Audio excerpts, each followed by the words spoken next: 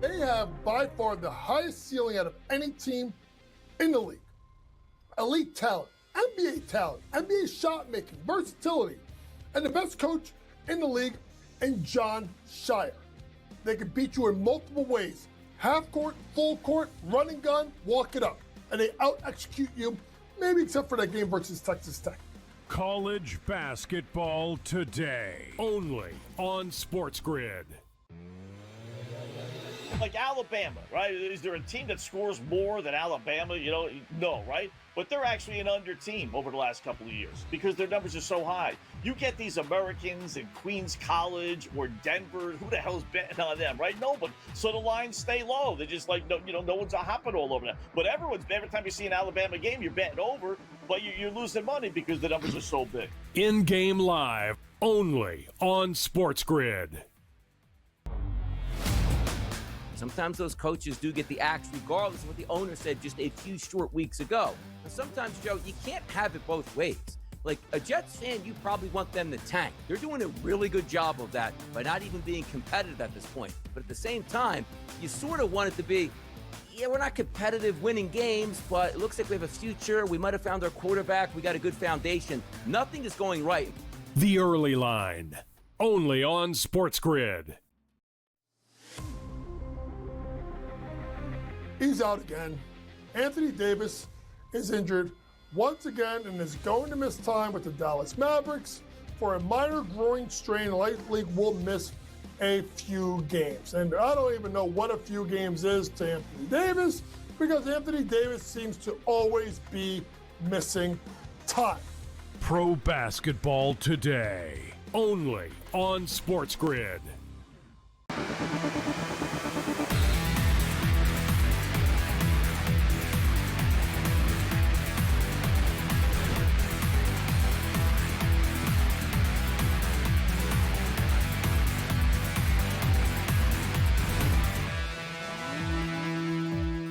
All right, welcome back in Game Live, Game Day here on the Grid. Hour number 2 of our 4-hour probably extravaganza. So we got Miami and Ohio State. Scott and Gabe, hour number 2. So Miami has got the ball back. I will say this, that Miami defense came today, right? Ohio State's had a couple of drives here where they had big momentum swings in their favor, and that Miami defense has stepped up so far. Let me put it this way. Does it look like one of these teams is a 10-point favorite? No.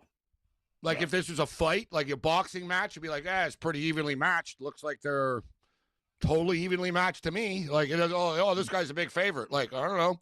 Like I said it earlier too, Scott. Like if you're Miami, it's not going to be easy. It's not going to be pretty. Ohio State are not easy to beat. Like Ryan Day has lost like 6 games in his life type of thing.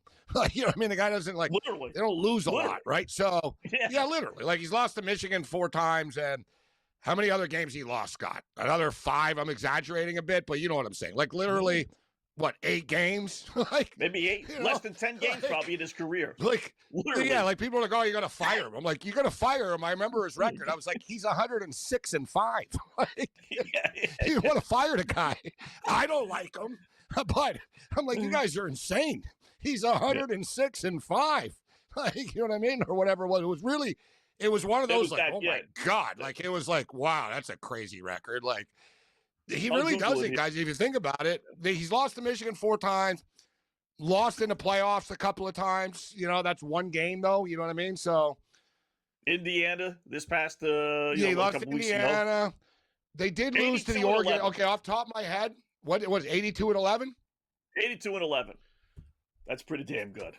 Right? What is it over like the last 5 years too? Because you had to stumble 13, early, right? Yeah, 13-1, 7-1. The COVID year, 11-2, 11-2, 11-2, 14-2, 12-1. You want to fire that guy because he's not like if that was Nick Saban, you're building a statue for the guy. Yeah, and most of those are he's bowl unlikable. losses. Yeah, and most of those are a lot of those are meaningless bowl losses. So if you took the bowl losses good that point. they weren't really playing they've lost in a couple of these dumb bowl games. Lost 4 or 5 regular season games. You're right. Yeah, exactly. They're real games. They don't lose. Yeah. Oregon Ducks beat them in Columbus a few years ago, maybe 4 years ago or something. Right. But like I said, it's super rare. It's super rare. Cristobal, what's Cristobal's record? I'll get it here. Yeah. I got it. Crystal ball because coaching he's record. pretty He's probably gotta be up there, successful, too. but yeah, and that's what I was gonna say. Like he hasn't lost a ton, but we just 95 can't and get over that 78. Georgia. All It's right, not but as what good as about the it was. Florida International days, though? Yeah, Let's sort of throw take those out, there, right? So what's like Yeah. Oregon? What was he at Oregon? Let's see. Was it 9 wins type thing? 2, 9? Yeah, 4-3, 10-3. So that would be 35 Yes. and 13. All right. Yeah, so pretty- that's not like Oregon. He wasn't terrible, right? But the bar was high there, right? So they were like, he's not the right guy. The bar's high here, Yeah. right? And he wanted to be the coach of Miami, anyways. Oh, and Miami are sort of grinding away here. I think, Scott, that Cristobal has a lot of really positive attributes. You can't argue his success. Yeah. I He think can he's a recruit. bad in-game. It's He's a bad in-game coach. It's just one of those, like, you know what I mean? He does dumb things. I can't deny it. He does. He has. He's not the only one, though, right? He's not the only one. It's just that Georgia Tech damn game, Scott, is just one of those things that is so egregious that it'll never be forgotten. And he never owned up to it, Gabe. He didn't. No, he if blamed the would've running just said back, which was weak. afterwards, Yeah, he said, I yeah, didn't think he would fumble. What do you mean he didn't think he would fumble? For people who don't know, guys, all he had to do was take a knee against Georgia Tech, literally. It was like, all right, victory formation. He handed the ball off. The ball got punched loose. They lost on a field goal after. And instead of, like Scott said, instead of just manning up and going, I don't know what the hell we were thinking. We weren't thinking. It was a massive mistake. I don't know. It was my fault. I'm the coach. That never should have happened. He basically said, I think it was Walton. He basically said, I didn't think Walton would fumble the ball. The hell? What do you mean fumble the ball? You didn't have threw the kid. Wait, you got to stand up for your team, man. Like, yeah. You know, I mean, and then the Georgia Tech had to go down and get into field goal range. It wasn't even like, yeah, you're right. You're right. Yeah, they got it. You're right. It was like the 45-yard line, 50 at the time, Oli. You're right. And that was one of his reasons why, like, he wanted to. I don't think he'd ever admit it, but he wanted to score again. For whatever reason, he wanted to score again. They had it like at the Georgia Tech 30-yard line or something like that. And so they still had to go all the way down the field. Yep, go ahead. It's almost like, I just want to say, it's almost like a hockey game, like a hockey series, like 7-game series. You know there's going to be fights. You know they're going to hate each other. But it just sort of takes that, like, all right, what happens first? And it's finally happened here. Kid on Miami really tried to sell this. I don't know how it's not a penalty, actually. Buddy on Ohio State, like, threw this dude down. But a guy on Miami, Scott, like, he was like, I don't know, he must take drama in university or something, because he went down, man, like he got shot and he rolled over and stuff. And he kind of looked up at the ref, and the ref was like, get up, man. Like, no. Like, so he got up and shoved the dude on Ohio State after. Like, he realized, all right, I'm not getting the call on this. So it took that. There's 3 minutes left in the first quarter, and it's getting chippy. And what I like, Scott, about this, Ryan Day looks stressed already. He's used to being up 21-0, bro. I'm telling you. He tightens up. He tightens up, this guy. He's not used to close games. Yeah. I remember the UNLV college basketball days, right, when they were beating everybody by 30. That's when the first time I kind of remember people. Schedule. Yeah. They made Gonzaga's schedule look tough, Yeah, right. That was the first time I remember people coming up with the old, okay, but they haven't played any close games. It's kind of that's the thing. I kind of equate that to, problem is UNLV didn't. They ended up blowing everybody out, but they were that good. But that's the Ohio State game. The Fab Five. They blew everyone else out until they got to the Final Four and was like, oh God, we can't blow Duke out. We're getting blown out, right? Yeah. It happens. So I think playing tough games helps, Scott. It really does. Yeah, it really does. Yeah, if you're used to playing under pressure all the time, as opposed to once or twice a year, you have a tough game only. Like, it's good to be battle tested. Yeah. So the over-under, I will tell you, is down to 33.5. They're on the move. They're got the ball at the Ohio State 39-yard line. What happens on this drive? Because we did this before. Yeah. They got to this territory before, guys, Miami. And fumbled. And no, they got stopped on fourth and goal. Fourth down, I guess. No, well, and they fumbled, too, earlier. So they did fumble on the one. They did. It was a fumble. Yeah, it was on third down. It was a fumble after. I thought it was. Okay, Yeah, it was a fumble. Yeah, so they've already screwed this up. So you know what, though? They are moving the ball. It's not pretty, Scott, but they are moving like the ball, time of possession. Miami's in control. Yeah. They're throwing it with Beck, and he's doing, here's another pass from him. Like, I like that play call. Like, Beck is not an idiot, guys. The kid can throw the football. Like, there's a reason why they're paying him. But I swear to God, he's like Sam Darnold. He's got like a mental block type thing that they got to unleash. And like you said, and like I said, Scott, you got to live and die on your sword, bro. You got to tell him, car seat, man, you were a star for a reason. You're the number one recruit for a reason. Let it rip, bro. Just have some fun. Yeah. Like, Beck doesn't have fun on the field. I guess it's the best way. Like, you know what I mean? A lot of guys are like, they have fun. Beck always looks stressed. Like, he's panicked. Like, he's worried about screwing up. Yeah. He always looks so relieved. I can't tell you how many times. Yeah, I've when seen they win, like, he doesn't look happy. He's like, oh my God, thank God, yeah, thank like, God, yeah. I know. Always yeah. praising, he's like, oh, Twitter and Instagram won't rip me how ugly and goofy I looked. Yeah, like, yeah, like he's a target, but he brings it upon himself a little bit. Yeah, because he looks like he's got that goofy kid look to him. The Billy Joel eyes look, a little weird. Yeah, the thing is though, he dates the Cavender twin girls. He drives a Lamborghini, Scott. So you can't say, oh, don't pick on me. I drive a Lamborghini. Like, it's like, bro, you're a college quarterback. What are you driving a Lamborghini for? Like, I mean, we get it. You're rich. But it goes to show his mindset type thing, right? Like, he's he's like a kid. And also, just quickly, he was dating one of the hot girls that played for the Miami Hurricane basketball team. He went to Miami because of her. She dumped him. And then did a video about how boring and what a loser he is in real life. Like, the kid's had a tough little run. Like, yeah. Silver spoon, but not knowing what to do with it. How about that? More coming up.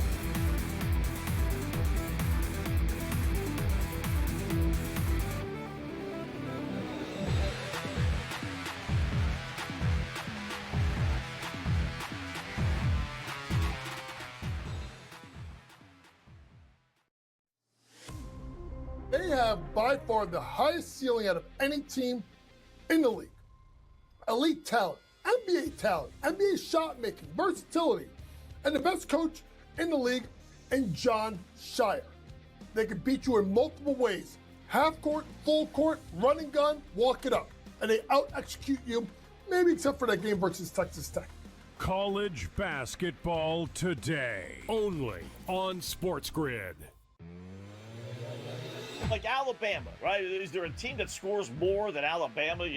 No, right? But they're actually an under team over the last couple of years because their numbers are so high. You get these Americans in Queens College or Denver. Who the hell's betting on them, right? Nobody. So the lines stay low. They're just like, no one's hopping all over them. But every time you see an Alabama game, you're betting over, but you're losing money because the numbers are so big. In-game live, only on SportsGrid. Sometimes those coaches do get the axe regardless of what the owner said just a few short weeks ago. And sometimes, Joe, you can't have it both ways. Like, a Jets fan, you probably want them to tank. They're doing a really good job of that by not even being competitive at this point. But at the same time, you sort of want it to be, we're not competitive winning games, but it looks like we have a future. We might have found our quarterback. We got a good foundation. Nothing is going right. The Early Line, only on SportsGrid. He's out again.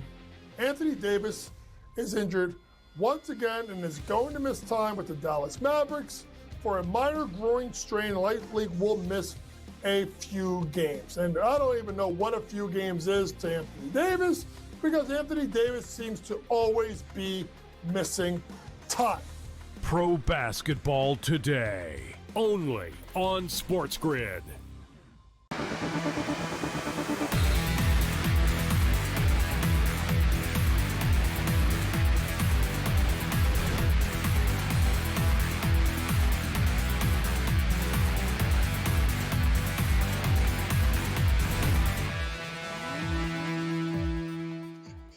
All right, welcome back. It is In-Game Live, Game Day on the Grid. Scott and Gabe, as we check out a little college football. In addition, we got some NBA, some NHL, some college basketball as well.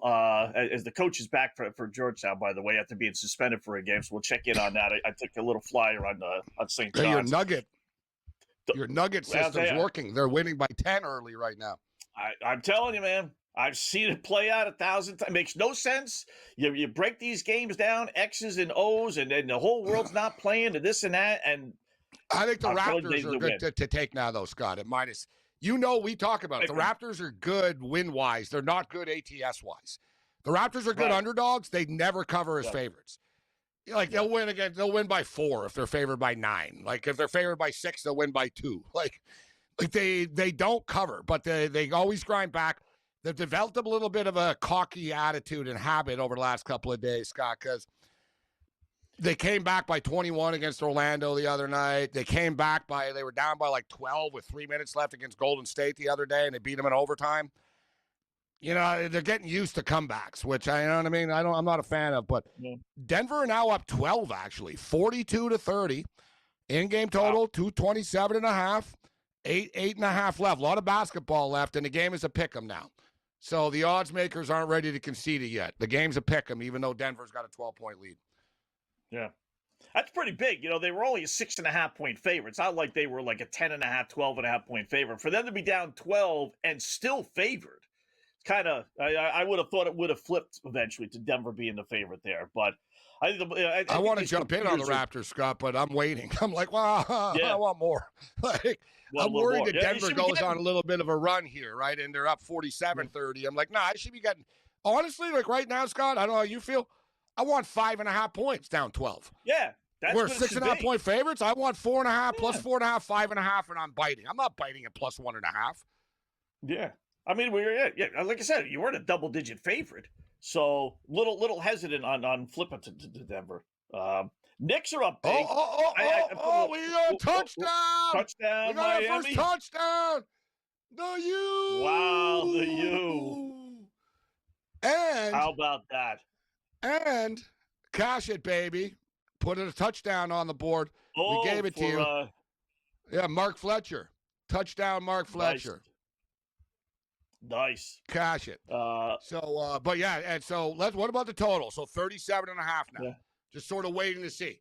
So here we go, the Miami Hurricanes feeling good. And here's our first over-under. How many lines of cocaine has Michael Irvin done before this game? Before the game. Or will he do every right time now? he goes to the bathroom, you know what he's doing. I'll be back in a minute. It's like, okay, Mike. Can you find that bet on Poly Market and Kalshi? I bet really, you probably could. You're right. They have everything. They really should. Like, will Michael Irvin have white substance on his nose on TV at some point tonight? Like, he gets fired the F up, this guy. And he parties like, he's on the sideline, like with a drink and stuff. He's like, all right. He's like, he's on the sideline now. He doesn't look buzzed or anything now. He's all decked out in his Miami gear. He's more serious, but he got pretty lit up at the Texas A&M game.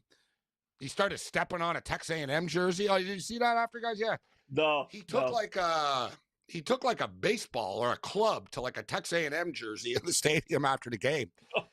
And then he threw the A&M jersey in a garbage can. And all these A&M fans were like freaking livid. They were like, I'm a Cowboy fan, but F you. And like, they were really mad. He's in Texas, right? He's a hero there. But this guy, man, this guy would die for the Miami Hurricanes. You can't find a guy that loves his school as much as Michael Irvin loves the Miami Hurricanes, man. Yeah. He's almost like a stalker. I will say, like the guy's on the sideline in the end zone. And like, he's always there. Yeah. McConaughey and for Texas is always there on the sidelines, win, lose, or draw. And he wasn't there today. As well.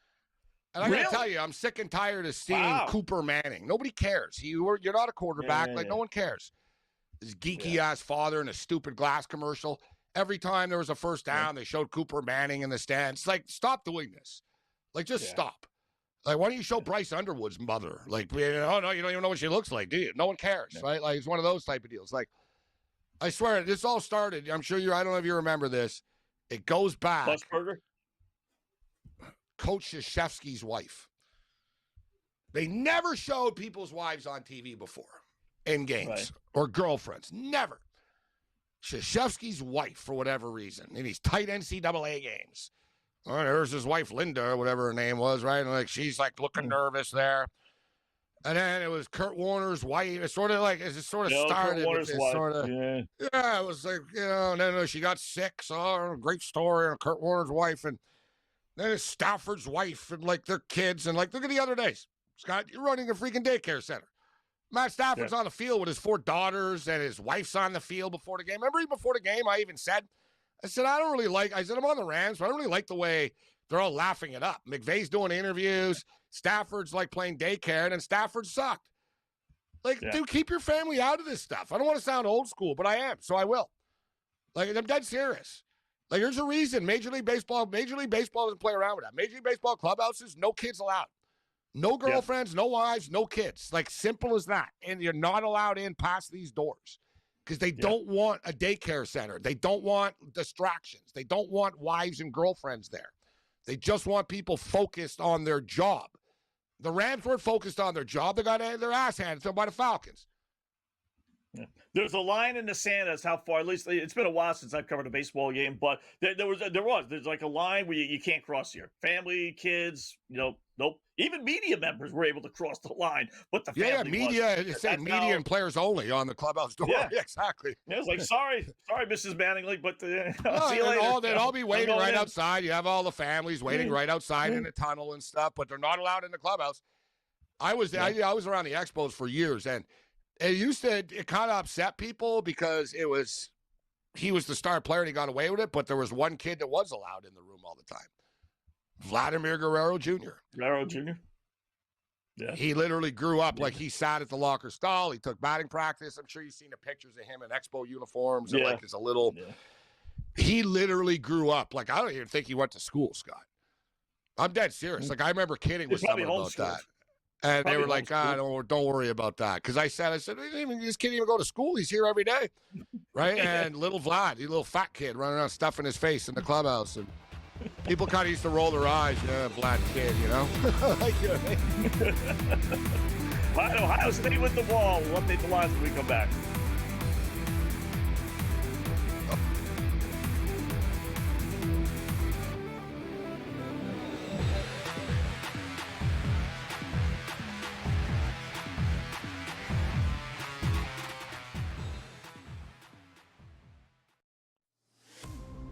They have by far the highest ceiling out of any team in the league. Elite talent, NBA shot making, versatility, and the best coach in the league in John Shire. They can beat you in multiple ways. Half court, full court, running gun, walk it up. And they out-execute you, maybe except for that game versus Texas Tech. College basketball today, only on SportsGrid. Like Alabama, right? Is there a team that scores more than Alabama? No, right? But they're actually an under team over the last couple of years because their numbers are so high. You get these Americans in Queens College or Denver. Who the hell's betting on them, right? Nobody. So the lines stay low. They're just like, no one's hopping all over them. But every time you see an Alabama game, you're betting over, but you're losing money because the numbers are so big. In-game live, only on SportsGrid. Sometimes those coaches do get the axe regardless of what the owner said just a few short weeks ago. And sometimes, Joe, you can't have it both ways. Like a Jets fan, you probably want them to tank. They're doing a really good job of that by not even being competitive at this point. But at the same time, you sort of want it to be, we're not competitive winning games, but it looks like we have a future. We might have found our quarterback. We got a good foundation. Nothing is going right. The Early Line, only on SportsGrid. He's out again. Anthony Davis is injured once again and is going to miss time with the Dallas Mavericks for a minor groin strain. Likely will miss a few games. And I don't even know what a few games is to Anthony Davis because Anthony Davis seems to always be missing time. Pro basketball today, only on SportsGrid.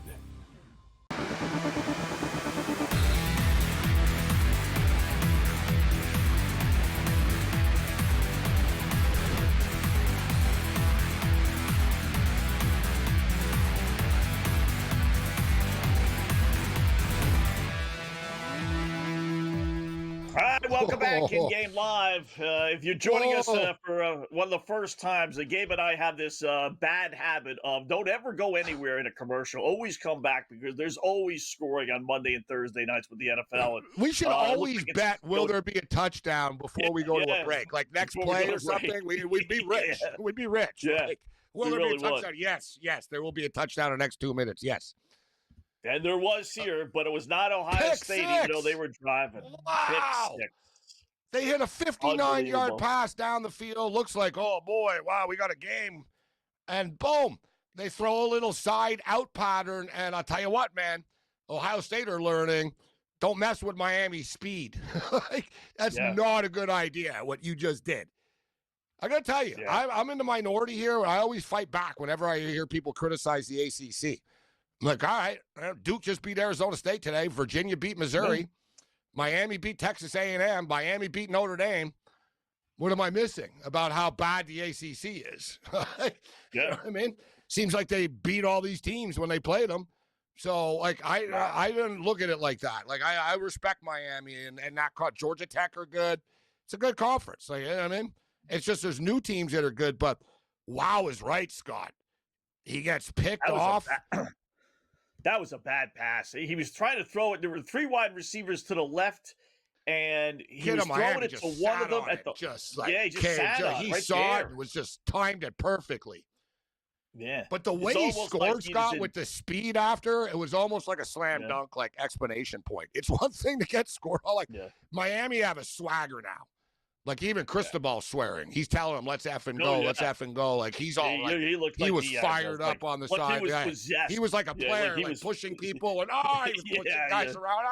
Like, he was all fired up. He's got the weird eyes. Like, those weird, like, his eyes were, like, so focused. He's an intense dude. Like, he's a big guy in real life, too. Like, you wouldn't criticize as much as you do if you were standing in front of him. He's a big dude. So, wow. He's an offensive lineman. But wow is right. Miami, 5.5-point favorites. 6.5 on FanDuel. FanDuel's got it at 6.5. Wow, you want Ohio State? What's the money line? I got 160 here at Bet365. 154. Wow, you can get Ohio State and buy back. Is it worth it? Like, are they really going to roll over and get blown out? You wouldn't think so, right? I mean, what about the over is only 43.5 now, and we're already at 14, and Ohio State aren't going anywhere. Yeah. I say now it looks like the over. I'm jumping in on the over, Scott. I'm already in on the over, but I'm jumping in. Yeah, I had the under, but I didn't think Miami would be scoring 14 points. So I think I'm ready to bail on that because I still think Ohio State's going to come back. So Miami have shown an ability they can move the ball in Ohio State. And Carson Beck is getting looser and more comfortable as the game goes on. Miami are going to loosen up now that they got a little bit of a lead. I don't think they'll tighten up right away. And Ohio State aren't getting shut out. Now it gets real for Ohio State. But now the pressure's on Julian Sayin for real, isn't it, Scott? Yeah. Let's see what they do now. 24-3 against Northwestern. Like, now it's a lot harder. Like, listen, Miami's got that swagger going now. They've run for, they throw out the Sayin sacks, right? So they've run for 9 yards on 3 carries. Yeah. Now, what is Ohio State? Not that they're naturally, they run That's pass, crazy, right? But they're getting bullied. That's what it tells us. They're getting bullied in the trenches. Yeah. I mean, do they come out and just completely throw, or do they say, but I said that they would this. If you remember, I said, I expect Ohio State, they're going to throw the ball a lot. They got to protect Sayin, like they just did, and he completed a pass over the middle of the field pretty easily here. I don't have passing yard props in game. Very frustrating. You know what they offered here in New York was total yards. But you said they don't have normally they don't have player props in New York though for college. No, for college they don't. Yeah, no baskets, football, nothing. You can do a couple team things, like I said, total team yards. They got Ohio State are on the move here, guys. Again, the total's 44.5 now. I would say jump in. It just fell to 43.5. Look, we're at 14 now. You figure we're going to get to at least 24. I figure by the end of the half here. Right. Maybe 28, but I think they'll Ohio State probably scores at least a field goal touchdown. Miami can squeeze something out here. I'm gonna call we're at 24 at the half. Just fell to 42.5, but I think it gets there.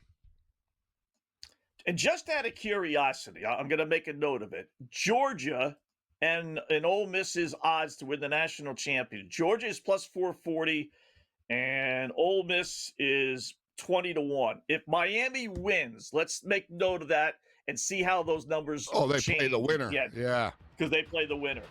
So I think those numbers would drop, to tell you the truth. So, all right, In-Game Live continues here in the grid.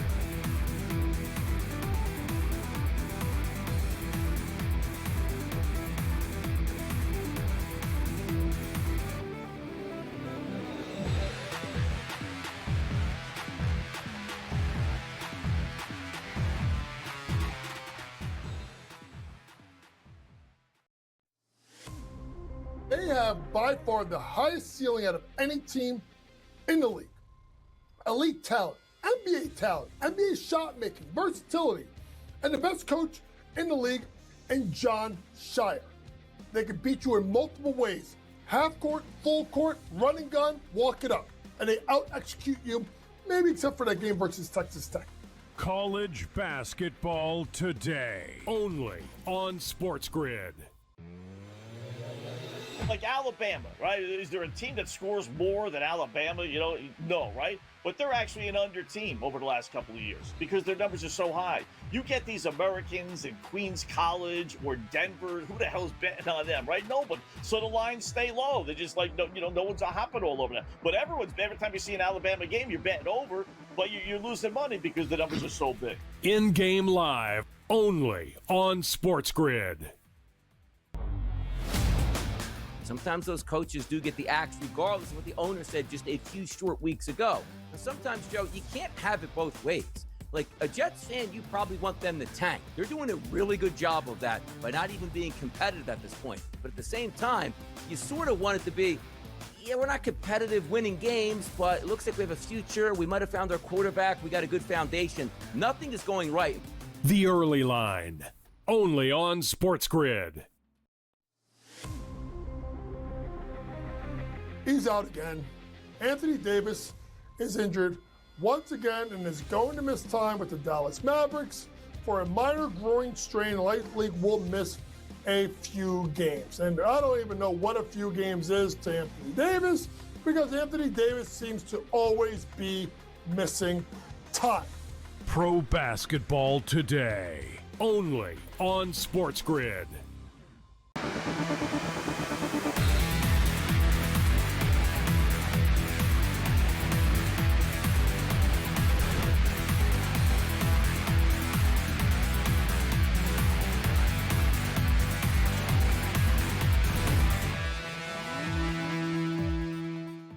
Welcome back in Game Live, Game Day on the Grid on this Wednesday, New Year's Eve. Hopefully you spend a couple of seconds with us, making a few bucks so you can go spend it on all your New Year's Day festivities for tomorrow. So if you have money line on Miami, spending it with Ryan Seacrest or the other options on TV. Exactly. Anderson Cooper. You want to say Anderson Cooper in Times Square? Come on. Yeah, come on. When you and Gabe and I, why would you want to do that, right? So I would like to have some drinks here later in the show and celebrate Happy New Year's, but be nice. I'm on at 9 a.m. I'm on at 9 a.m. for the Texas Tomorrow Tech. Morning. Oh, that's let's West Coast is noon midnight Eastern time. Yeah, let's hope we're not on until midnight Eastern time. Yeah, no offense, but yeah. Oh, I expect the worst. Like it's like a weather report. Yeah, I expect to be here till 1 a.m. Yeah. So Ohio State, they get a first down, I think, but they punted the ball. Bottom line, they got to midfield and the drive stopped. Yeah. And I'll tell you what, that Miami defensive line is owning the Ohio State offensive line. It really is. They had 7 sacks last week. They have at least 2 this week. I'll double check the numbers here, but they're getting around. They're not able to run the ball. They run the ball, take out the sacks. To be fair, they run the ball 4 times for 21 yards. They passed it for 94, but he's not having a whole heck of a lot of time to throw the football. Even both up trenches. 2 scores here. Both trenches are being won by right. Miami. There's a pretty clean pocket for Carson Beck. He hasn't been under a lot of pressure. They're running the ball a little bit. What are their total yards here? Like Miami had moved the ball a bit. It hasn't been pretty, but there's like I said, it's not going to be easy against Ohio State. But you're right, Scott, and you can see too, like every time, like Ohio State moved the ball, they have a couple of big plays, and then boom, Reuben Bain will blow it up. And next thing they know, they're in a second and long, or there's a third and long. They get a penalty, so they've really stalled. And as I stated, you see the frustration with Ryan Day, and almost like the surprise, like they don't have, and it's another thing too with these guys, Scott. They don't really have an adjustment now. Like when you're this good, it's not like, all right, now we're gonna do this. It's like, no, this is what we do, but it's not working. So it's also when you're a really good team and what you're doing isn't working, you can start to freak out a little bit, man. Like imagine if you were a fighter, guys, like in an MMA, and you knock everybody out, and then suddenly you punch some dude 5 times that's knocked everybody else out. And he's beating you up, it mentally breaks you, right? Like you start to think, oh boy, we're not used to this. Like we talk about not being used to close games. This is a big drive here. We'll see if Ohio State, they got Miami on the 10-yard line, Scott. Can they get the ball back quickly, or can Miami, like, eat up some clock here and get out of this bad field position? Yeah. Listen, you put this into perspective, Gabe. This is by far the most they've trailed in a football game this year, 14 points. And yes. I don't even know if they right. really even trailed. Like the Michigan game, they trailed, right? Obviously, Indiana, they trailed, but not like this. I don't Michigan, think Michigan scored first. It was like 7-9. And even it was like 10-7, 13-10. They kind of went back and forth early for a while. They pulled away in the second half against Michigan. The Indiana game was a close 13-10 game. You're right. They've never been down by 14 this year. Scott, they haven't given up more than 20 points this year, let alone be down by 14. They've never given up more than 20 points in a game, guys. Yeah. They gave up less than 100 points heading into their final game. They lost 13-10. Yeah. I mean, it's amazing how good their defense was. So you imagine if Miami scores 21 on them in the first half. Like, that'll freak Ohio State out a little bit, right? Yeah. In fact, Gabe, they've only given up 14 points or more 2 other games. 14 in a blowout win against Penn State and 16 in a blowout win against Illinois. So the 14 tonight in a quarter and a half is tied for the second most points they've given up in a game all season long. That's how foreign this is. And that's how good. And we're midway through the second quarter only. Yeah. So you talk about shell-shocked and being in new situations. This is it for Ohio State. And listen, I like the saying, kid. How about this, I really Scott? do. I'm seeing the number here. Really good. Yeah. Ohio State -8 rush yards. That's Miami has 65 rush yards. Yeah. Just saying, they're getting dominated in the trenches. They're just point blank. Now we've got a third down coming up. This is big. Miami have done a nice job getting it out to the 30. They trust Beck to throw it, and Beck steps up with his legs and scrambles. Picks up 4 yards. Wow. They need 3. How about that? Yeah, Beck's making plays for them. That's a big play. First down.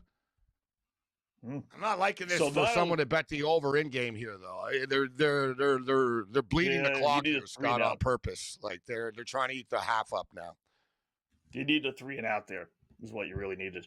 But now it's going to be up to Sayan. I was going to say, he's been good all year and everything, but now this is the first time, because the defense has been so. You've been leading the whole way, the whole year. Yeah, you can't run the ball. You could be down 17-0 or something like that. You're going to have to throw the ball.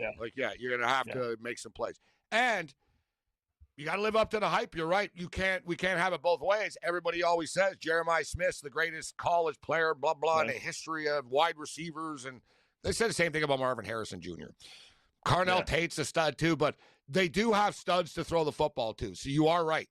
It's not just saying, though, man, the Ohio State offensive line are going to have to figure out how to protect the kid. If you protect him, he'll make the throws. But if you get in his face, he's not used to being under pressure. He's never under pressure, so he's not used to it. So that's a big thing. You can see the Ohio State offensive line too, Scott, before snaps. Like they almost look like it's a very Texas A&M like Miami are freaking them out. Like you see they're pointing, no, go there. There's a lot of confusion and you can just sort of feel the offensive linemen's angst of the Miami players hovering over them. Miami are in their head a little bit here. They're a physical football team. All right, now they're reviewing. I think his knee might be a little bit short. How about this? I always fast forward, right? Someone's watching us because the Georgia line is now plus 430. It was plus 440 a moment ago. As this game progresses, the more Ohio State loses, the more the odds will drop for all the other favorites for sure, like right away. Right. Even on the Kalshi and Poly market, I'm sure those lines are flipping as well as we get a little bit closer. I'll check in with that. And by the way, just to have some fun, you would have Carson Beck going up against who? Georgia, if it does play out. Itself. Yeah, writes itself. That's Carson Beck versus Georgia, and then ultimately I've got Oregon versus Georgia, Dan Lanning versus Georgia. Yeah, there you go. Now you get all the stories about how they threw me out and this and that. So, I wonder what does Polymarket? Does Kalshi Polymarket have these? I'm looking. This is to win the national championship. So, Ole Miss is still 20-1. Oh God, how about this, Scott? I'm looking at Kalshi right now. Right. Will the announcer say the word Hollywood tomorrow once during the Rose Bowl? I say yes. I say yes, right? Why wouldn't they, right? It's got to be. You're in Hollywood. You're in, right next door. Let's see. Yeah. Oh, in the will the intro? announcer Yeah, say but no? still. Will the announcer say during the Alabama to Indiana college football game? That's the word. Doesn't say intro. Yeah. That's the You word got to here. figure yes, right? Either at halftime, when they show the picturesque, view of where they are and everything, downtown Hollywood. Oh, yeah. There's got to be a yes in there, right? What are the odds on that? How about this? 50-50? Well, 100 is plus 101. $100 gets you back $201. That they'll say the word Hollywood. Man. Is one of the players named Hollywood? Dude, they're going to show the Hollywood sign, and then they're going to say, there's the famous Hollywood sign. That's how it's going to happen. That's how it's going to happen. That's what show the Hollywood show sign, and they're going to say, there's the storied Hollywood sign, and there it is. Yeah. You win your bet. I don't know if you remember, Scott, we talked about the Epstein stuff. I know it's not football. I said they're going to do it on Christmas Eve. They did. I was right. Yeah. I'm telling you, we killed this stuff. Like, we knew it was the ultimate bury, eh? Yeah. Act like you're not hiding something with like telling us you're not hiding something, Scott. Announcing something on New Year's Christmas Eve. Yeah. Oh, next by the way, coming on the Saturday before the Super Bowl. Exactly. That's the next file. Halftime of the Super Bowl. Halftime of the Super Bowl. We got some other fun ones though. Will they say the word Heisman during the Sugar Bowl?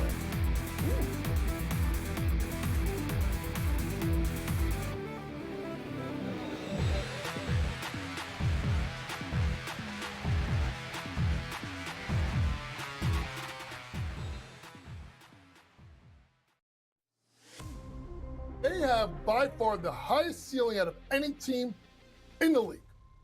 Elite talent, NBA shot making, versatility, and the best coach in the league in John Shire. They can beat you in multiple ways: half court, full court, running gun, walk it up, and they out execute you, maybe except for that game versus Texas Tech. College basketball today, only on SportsGrid. Like Alabama, right? Is there a team that scores more than Alabama? No, right? But they're actually an under team over the last couple of years because their numbers are so high. You get these Americans in Queens College or Denver. Who the hell's betting on them, right? Nobody. So the lines stay low. They're just like, no one's hopping all over them. But every time you see an Alabama game, you're betting over, but you're losing money because the numbers are so big. In-game live, only on SportsGrid. Sometimes those coaches do get the axe regardless of what the owner said just a few short weeks ago. And sometimes, Joe, you can't have it both ways. Like a Jets fan, you probably want them to tank. They're doing a really good job of that by not even being competitive at this point. But at the same time, you sort of want it to be, we're not competitive winning games, but it looks like we have a future. We might have found our quarterback. We got a good foundation. Nothing is going right. The Early Line, only on SportsGrid. He's out again. Anthony Davis is injured once again and is going to miss time with the Dallas Mavericks for a minor groin strain. Likely will miss a few games. And I don't even know what a few games is to Anthony Davis because Anthony Davis seems to always be missing time. Pro basketball today, only on SportsGrid.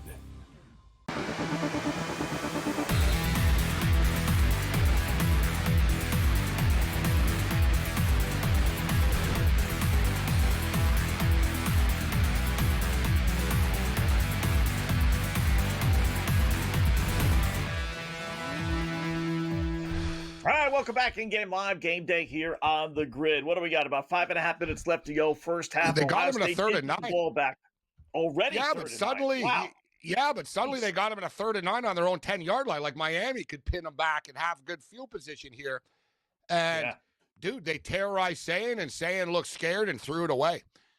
This is getting real for Ohio State now. Like as far as them not winning this game, like I'm wondering about the over because I'm not sure they could score.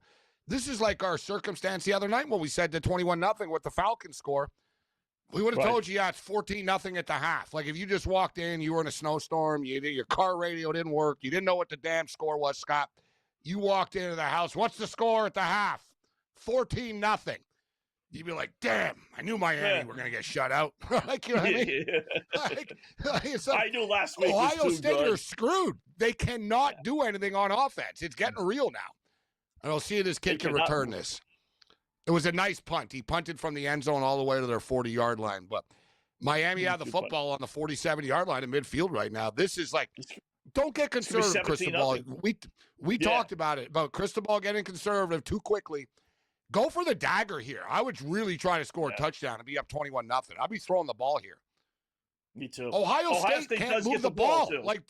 Exactly. So you got to score again. And I wouldn't be scared of Ohio State's offense right now. I'd want to bury these son of a bitches if I was them. I'd be like, we're getting up 21-0. We're not just – if you play it safe, Cristobal, you're going to lose the game. Because Saint and Ohio State are going to break through at some point. They're going to make a run, somewhere. It's like a college basketball. They're going to make a run somewhere. So someone's going to make a big play. The fans and the team is going to get into it. And again, it goes back to this is why you paid $4 million for your quarterback. Don't hand the ball off 3 times here. Let him throw the ball and go up 21-0. So, well, they listened to me, Scott. He just threw a freaking bullet over the middle of the field. I think they're growing confidence with him now. You can see Beck's got more, a little walk and a swagger. A lot like a pitcher, pressure. too, Scott. A lot like I was going to say that, bro. A lot like a baseball pitcher. Right? They always say that. Now he can use his other pitches. They're winning 4-0. You can dig into your tool bag a little bit more. I'll try this pitch now. Like, mix it up. Like, you got a little confidence going. But we moved the number, Wetzel, on this. I swear to God. What do we got? This thing's really bouncing around right now. It's all over the place. We talked about this. Will they say Hollywood during the Rose Bowl tomorrow? Right. And the market's like, so now let's see. So now $100. All right, now you get 228. It's bouncing all over the place here. 44% chance, 228, $100. It's actually plus 128 right now. They're going to show the Hollywood sign, guys. Every one of these that me and Scott have talked about is one. We told you he was going to show up at the Army-Navy game. He did. I told you the Epstein files would be released before the end of the year. They were. Not really, but you know what I'm saying. So, they kind of were. The bet won. I told you about the. I said gold would be over $4,000, whatever it is. It's like $4,400. Say whatever. Like everything we said, they're gonna say Hollywood. They're gonna say Hollywood. They're gonna show the Hollywood sign. What about the Heisman, Scott? I was thinking. There's no reason to talk about the Heisman with Ole Miss and Georgia.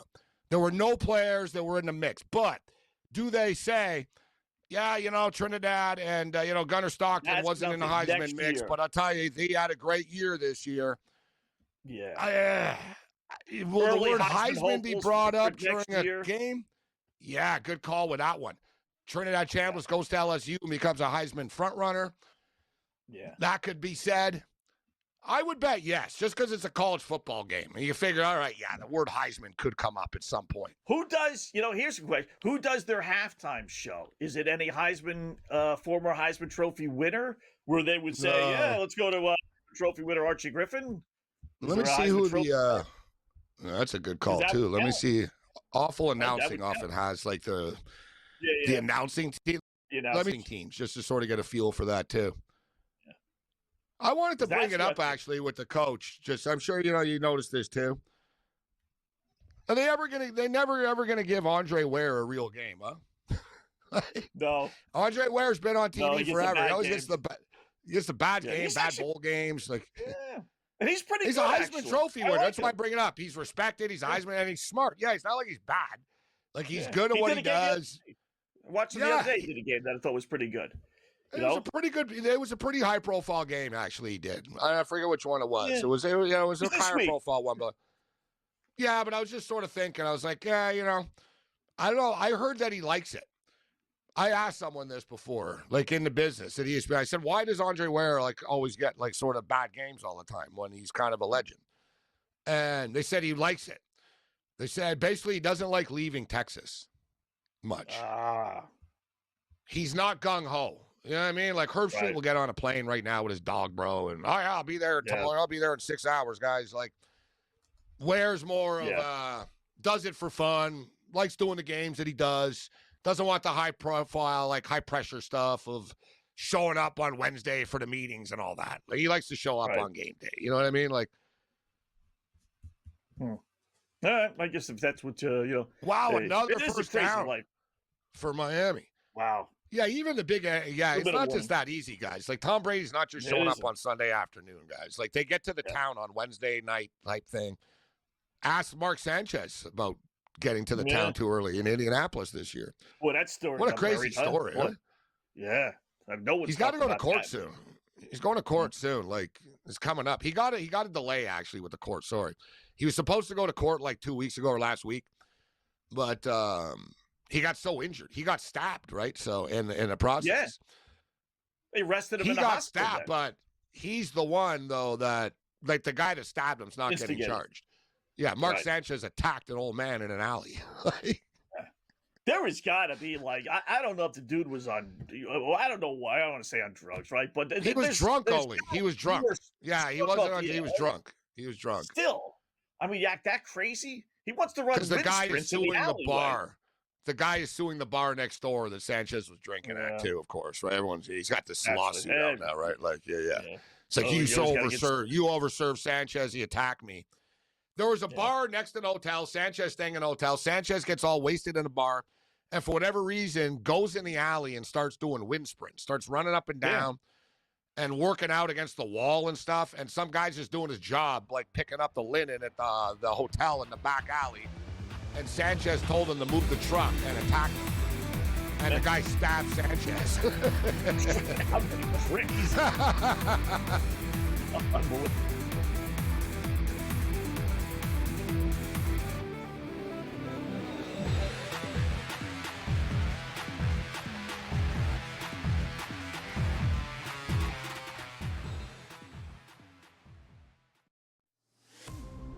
They have by far the highest ceiling out of any team in the league. Elite talent, NBA shot making, versatility, and the best coach in the league in John Shire. They can beat you in multiple ways. Half court, full court, running gun, walk it up. And they out-execute you, maybe except for that game versus Texas Tech. College basketball today, only on SportsGrid. Like Alabama, right? Is there a team that scores more than Alabama? No, right? But they're actually an under team over the last couple of years because their numbers are so high. You get these Americans in Queens College or Denver. Who the hell's betting on them, right? Nobody. So the lines stay low. They're just like, no one's hopping all over them. But every time you see an Alabama game, you're betting over, but you're losing money because the numbers are so big. In-game live, only on SportsGrid. Sometimes those coaches do get the axe regardless of what the owner said just a few short weeks ago. And sometimes, Joe, you can't have it both ways. Like a Jets fan, you probably want them to tank. They're doing a really good job of that by not even being competitive at this point. But at the same time, you sort of want it to be, we're not competitive winning games, but it looks like we have a future. We might have found our quarterback. We got a good foundation. Nothing is going right.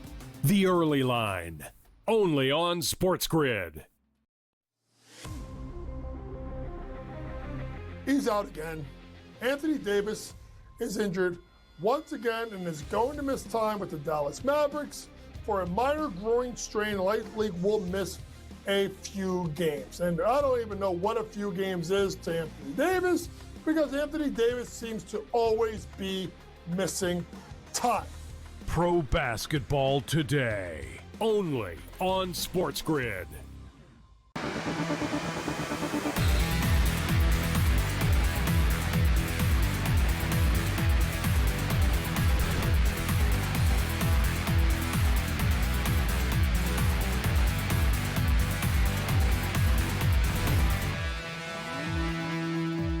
All right, welcome back in Game Live. Game Day here on the grid. Scott and Gabe closing out hour number 2. Who do we got? George Kurtz coming up in about 5 minutes, top of the hour. Do a little NFL with him, a little NHL. In fact, I do want to throw one game out there as part of our late night pickoff here. Starts at 9 o'clock Eastern time. Although we could bring it up with George, but I do like Colorado. I'm going to lay the puck and a half with the Colorado Avs, 22-3 their last 25 games. You got to go with them. So keep playing them. I'm glad you reminded me. I was just looking now, make sure I didn't put it in already. I don't think I did. I have today I have a bonus bet today in the NHL. $125 bet. that I bet $125, and if I lose, I get refunded. But it's got to be for an NHL game. So I was looking at the card, and I thought the same thing. I was like, let's not overthink this. I've left it. I should have been betting Colorado more. I mean, hell, they've lost twice in regulation all year. It's pretty wild. Crazy. Yeah, so I'm not going to fight it. And plus, the St. Louis Blues aren't good anyways. Even though, if you notice, the Blues have actually beaten them 3 straight times. Have they? I know they're what I write down. It was a decent little number. Which I could didn't write it down. So, which could motivate Colorado at least. Like it'll come up. Oh, by the way, we've lost to these guys 3 times in a row. You know, I'm looking at regulation here. Let's see, puck line money. Minus 210 regulation. Still kind of pricey. Oh boy, yeah. So I'll lay to 125 on the puck line. Yeah. Let's go here. Let's see, minus 135 now for me. Oof. That's the league. And today the Olympic rosters. This was you want to talk about angles, guys? We should look at the games coming up here. Almost everyone, Scott, that was announced today that made the team have scored goals. Celebrini made the team. He scored right away today. Like I'm telling you, like they're in a good mood. Right? It was a big day today in the NHL, and there'll be hell to pay for guys that didn't actually. I look for them to step up. Unless it breaks their will. Like Mark Scheifele got left off the team again. People thought he was going to make it. Connor Bedard did not make Team Canada. It's amazing. The year that the kid had, and they even said they were cold about it. They even said, nah, it's not the injury. He wouldn't have made the team anyways. Wow. They don't like him? Is he a little cocky? Not ready defensively. Not ready defensively. Right. He's good offensively. He's only 20 years old, too, right? So he's he's still a kid. He's not ready defensively. At Celebrini's more well-rounded than he is. So Macklin Celebrini made Team Canada. But I would imagine Bedard's going to have a big chip on his shoulder in the second half of the season when he comes back from his injury. Yeah. You see what USA is announcing on Friday. Do you see that? Yes. So on the Today Show Friday morning, but it's already being leaked, so it's kind of weak. It's kind of it's being leaked right now. Right. So I know they announced they leaked out Keller, Tage Thompson, and Tage Jones. Thompson, Seth Jones. So I don't think there'll be any surprises. But I'm more curious to see who doesn't make it. That's really the thing. But Cole Caulfield is a big time scorer who won't make it on the U.S. team. They think he's too small. He doesn't play defense as well. Miami punt and pinned him on the 1 yard line. So Ohio State are like, wow. But I tell you what, there's a minute and a half left, and the way that Ohio State's defense is playing, or excuse me, the way Miami's defensive line is playing, safety could be in play here. Like if I'm Miami, like, dude, you got 2 timeouts. There's 1:36 left. You got them on their goal line. Like you could push them back. You could force a punt again and get really good field position, try to squeeze a field goal out of it.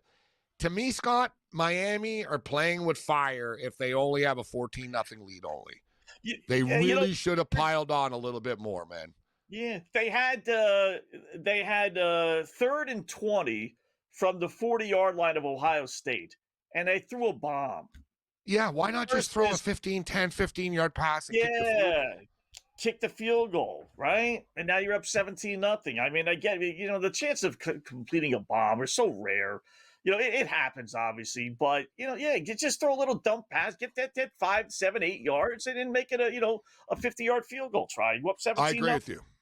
I don't like some of the play calling from Miami today. You're right. I agree with that. I do like this. If we're going to criticize Cristobal, we got to give him credit as well. He's calling timeouts. He's not giving. I hate that when coaches on defense just let the clock tick. It's like, no, man, we've got them up against the wall here. So he just called a timeout, 2nd and 6 right now. And now Ohio State not really even thinking about scoring. They're worried about getting a first down and not giving the ball back right now. Yeah. Because you got to figure they get the ball right around midfield if they go 3 and out here. So, if I was Ohio State, Scott, I'd go deep now. Miami wouldn't expect it. I'd be ballsy and just throw it over the middle of the field, right down the middle of Jeremiah Smith, right to the 50-yard line. Just don't get sacked for a safety.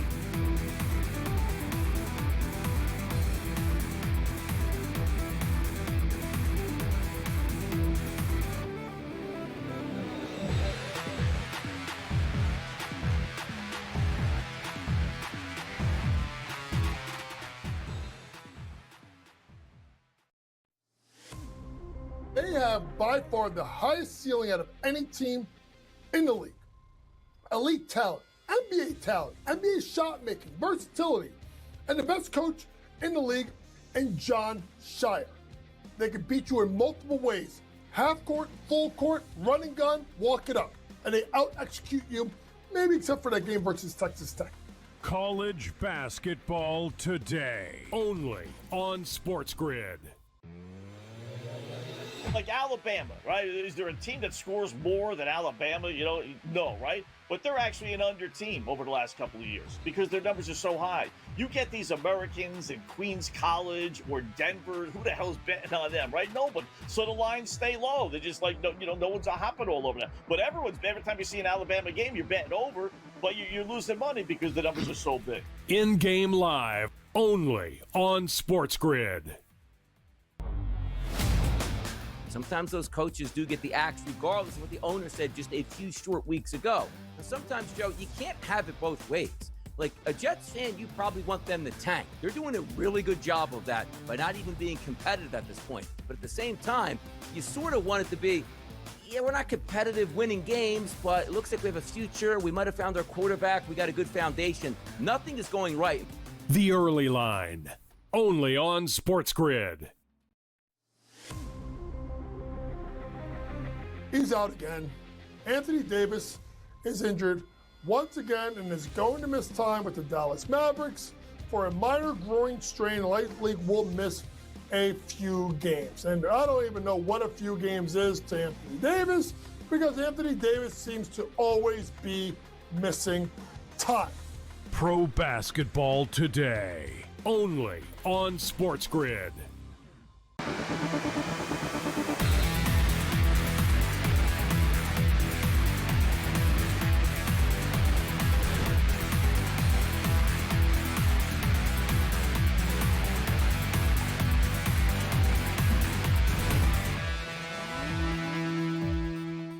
All right, welcome back. In-game live game day here on the grid. Hour number 3 of our who knows 4.5 hour, 5 hour extravaganza with everything is said and done. Scott and Gabe watch a little college football. We got some hockey. We got some NFL preview, some college basketball, some NBA, a lot to get to. So let's bring in our good buddy George Kurtz, SportsGrid host. You see it here all the time. Talk a little NFL, little pucks with George as we continue to monitor the football game, which is in the closing minute first half. Ohio State is on the move, so it's been big. If they could score here, get the ball to start the second half, it may change things around 14-0. Buckeyes big time trail. here. Yeah, right. Got a third and 3. Yeah, like I don't know what a touchdown here. They're going to try to squeeze a field goal out of this if they can. Let's see on the 3rd and 3 here. At least they got the ball out of their own end zone too. Did he catch this? He did. Nice play by Sayin, and they actually pick up the first down. Sayin's learning to sort of deal with the pressure that he's under. 25 seconds left. They still have a timeout. And don't forget, they stop the clock with a first down in the final 2 minutes now in college. Yes. They used to stop the clock all the time on a first down. Now but they started quickly, but it does kill the clock a little bit. So they've got a timeout. Looks like they're playing their way into field goal position here. All right, there you go. So we'll keep an eye on that. George, welcome to George Kurtz. Little hockey today. We'll start there because we got 2 games starting here in a little bit, including Colorado and St. Louis. Monster favorites. Gabe and I were trying to figure out a way to handle this thing. You go regulation. You can put it in a parlay. You can lay a goal and a half, which is now up to -144. How you attacking red-hot Colorado against St. Louis? Well, I did 2 of those. Right? I took them on the goal line, and I took them in a parlay as well with the Edmonton Oilers tonight. Another big favorite there. Probably a little worried about the Oilers with Connor Ingram in net here, but they'll score some goals for me tonight. I also think you could take many props in this game as well. You want to go with McKinnon anytime goal or 2 points net, just same thing. I kind of the other night we talked the other night. I hit with Brock Nelson anytime goal. Going to go with another lesser player tonight. Going to go with Nichushkin to get an anytime goal tonight as well for Colorado. All right. World Juniors are going on too tonight, which I kind of missed out on. It's normally, you know what? I'm surprised it's not USA Canada. Actually, it's New Year's Eve. Doesn't feel like New Year's Eve to me. It just feels like another day. But normally they do the big game like Canada USA New Year's Eve. But Canada's playing Finland right now in the World Juniors, and Canada is up 3-2 early. Like there's 7 minutes left in the first period, and there's already been 5 goals scored in this game. Like pretty wild. I want to get in on this. I'm going to get on an in game. The in game was just 10.5. They just locked it. I have the game. What the hell happened? So all right, no one scored still. Oh, did Finland just tie this? No, big save. But yeah, we got some hockey. NHL hockey. We got World Junior hockey. We got college basketball, college football, NBA basketball. We got it all. AHL hockey. You guys ever bet AHL? That's when you know you're a DJ. No. And hardcore. Yeah, the Bakersfield Condors versus the Coach Valley Firebirds. Yeah, if you can watch it, why not bet it, Scott? You got odds for it. Yeah. You got it on TV. Up for some lights. I get all kind of crazy. I get all that AHL stuff. It's great, actually. You turn that San stuff on, Diego watch Gulls and the Roadrunners, Tucson Roadrunners, San Jose Barracuda. I like that, guys. Instead of the San Jose Sharks, it's the Barracuda. Kudos. Like that. There you go. How about Edmonton and the Boston Bruins, George? My Bruins are falling apart, boy. Good start to the season. Looked like they were going to surprise everybody, and they did, but it's just reality hit them in the face here. Minus 182 for the Oilers tonight. Once again, I got them in the parlay with the Avs there, so I'm certainly rooting for the Oilers. I'm on the over as well with Edmonton. I don't know if I've ever bet an under. Certainly not in the Connor McDavid era as far as betting unders here. And same thing. And you could play so many props in this game. You want to go McDavid, Draisaitl, Hyman, Nugent Hopkins. You can feel free. I'm going to go McDavid to get at least 2 points here. He got to a slow start to the season, but now he may have just fallen behind McKinnon for the points lead, but he's right there with them as he's taking off here. Draisaitl anytime goal as well. I played Draisaitl anytime goal in quite a few games here.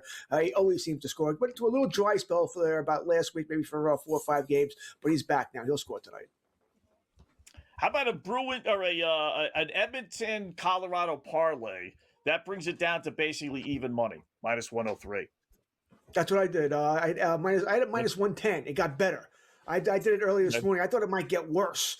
So when I was on TEL this morning, that's what the parlay I took here. But it did get better. You're right. It was minus 103 during the earlier in-game live as well. So if you had more pages than I did, you save 7 cents.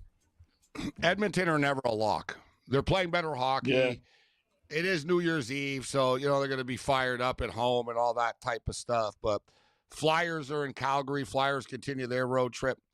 And the Flames are actually minus 135 favorites. But, I like the Oilers tonight, but that price scares me off. And so we've got a long field goal attempt coming up here by Ohio State. And it's a 49-yard attempt.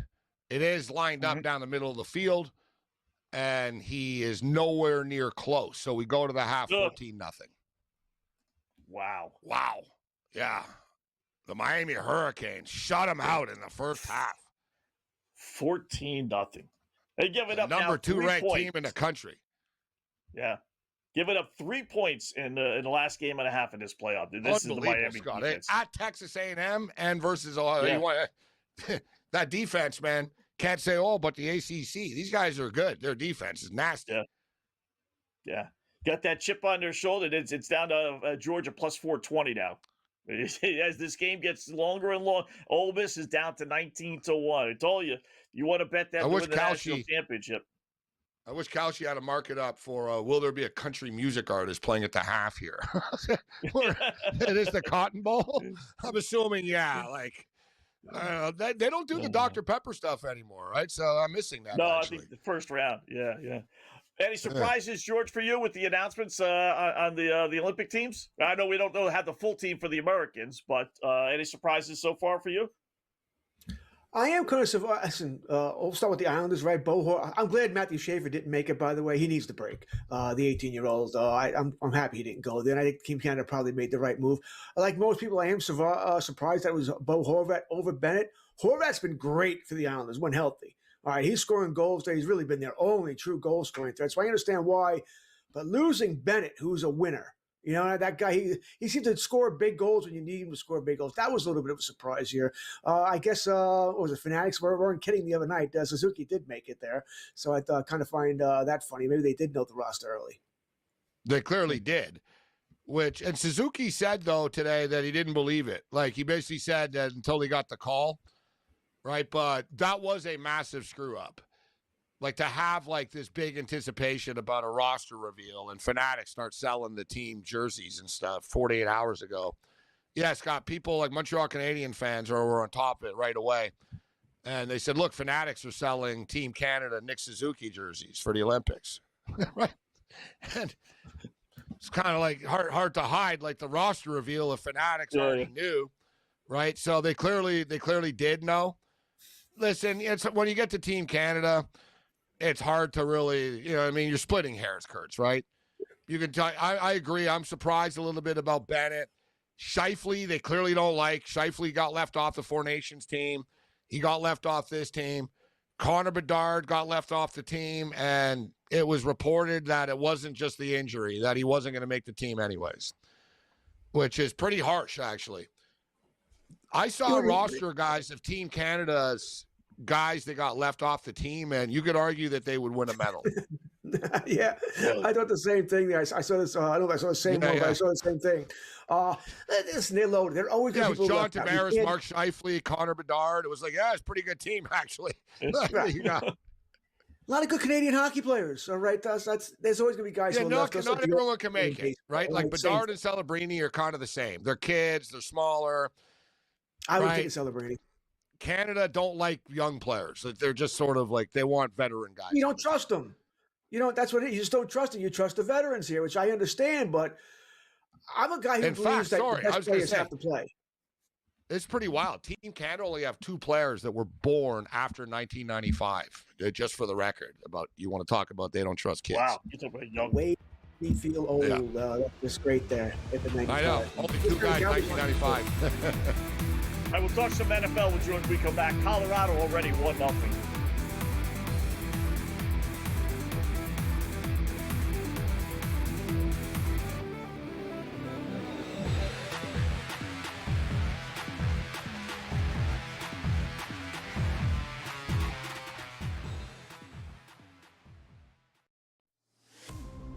They have by far the highest ceiling out of any team in the league. Elite talent, NBA shot making, versatility, and the best coach in the league in John Shire. They can beat you in multiple ways: half court, full court, running gun, walk it up, and they out execute you, maybe except for that game versus Texas Tech. College basketball today, only on SportsGrid. Like Alabama, right? Is there a team that scores more than Alabama? No, right? But they're actually an under team over the last couple of years because their numbers are so high. You get these Americans in Queens College or Denver. Who the hell's betting on them, right? No, but so the lines stay low. They're just like, no one's hopping all over them. But every time you see an Alabama game, you're betting over, but you're losing money because the numbers are so big. In-game live, only on SportsGrid. Sometimes those coaches do get the axe regardless of what the owner said just short weeks ago. And sometimes, Joe, you can't have it both ways. Like a Jets fan, you probably want them to tank. They're doing a really good job of that by not even being competitive at this point. But at the same time, you sort of want it to be, we're not competitive winning games, but it looks like we have a future. We might have found our quarterback. We got a good foundation. Nothing is going right. The Early Line, only on SportsGrid. He's out again. Anthony Davis is injured once again and is going to miss time with the Dallas Mavericks for a minor groin strain. Likely will miss a few games. And I don't even know what a few games is to Anthony Davis because Anthony Davis seems to always be missing time. Pro basketball today, only on SportsGrid.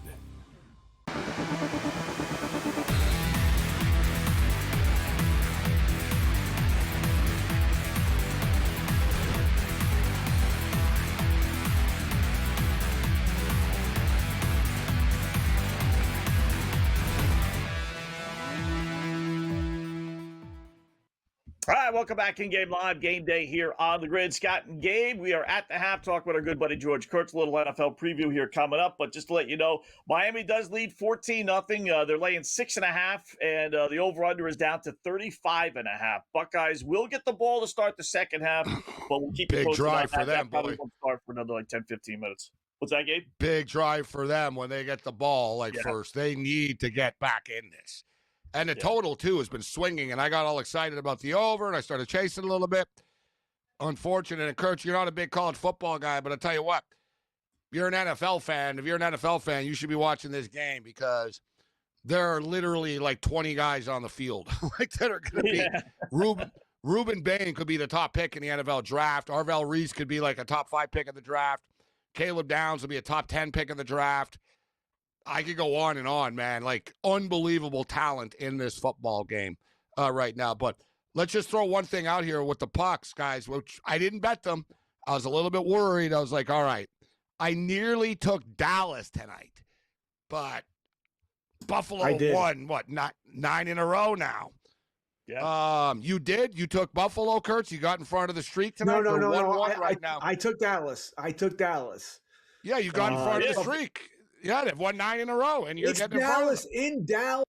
I said on the earlier show, this will be the night the streak ends. That's what I was saying. This will be the night. It's a I was thinking the same thing. What do you think, Scott? I was thinking earlier, I couldn't do it. I was like, yeah, Dallas, you got to, they're not winning every game. But Buffalo lose. The greatest sports axiom of all time, guys. Winners bet with streaks, losers bet against streaks. I know it's Dallas. I get all that, but, I'm taking the Sabres right now. This year. I'm taking them right now, plus 100. Take them. Yeah, that's all they are, right? Tied 1-1 right now. That's all they are is plus 100.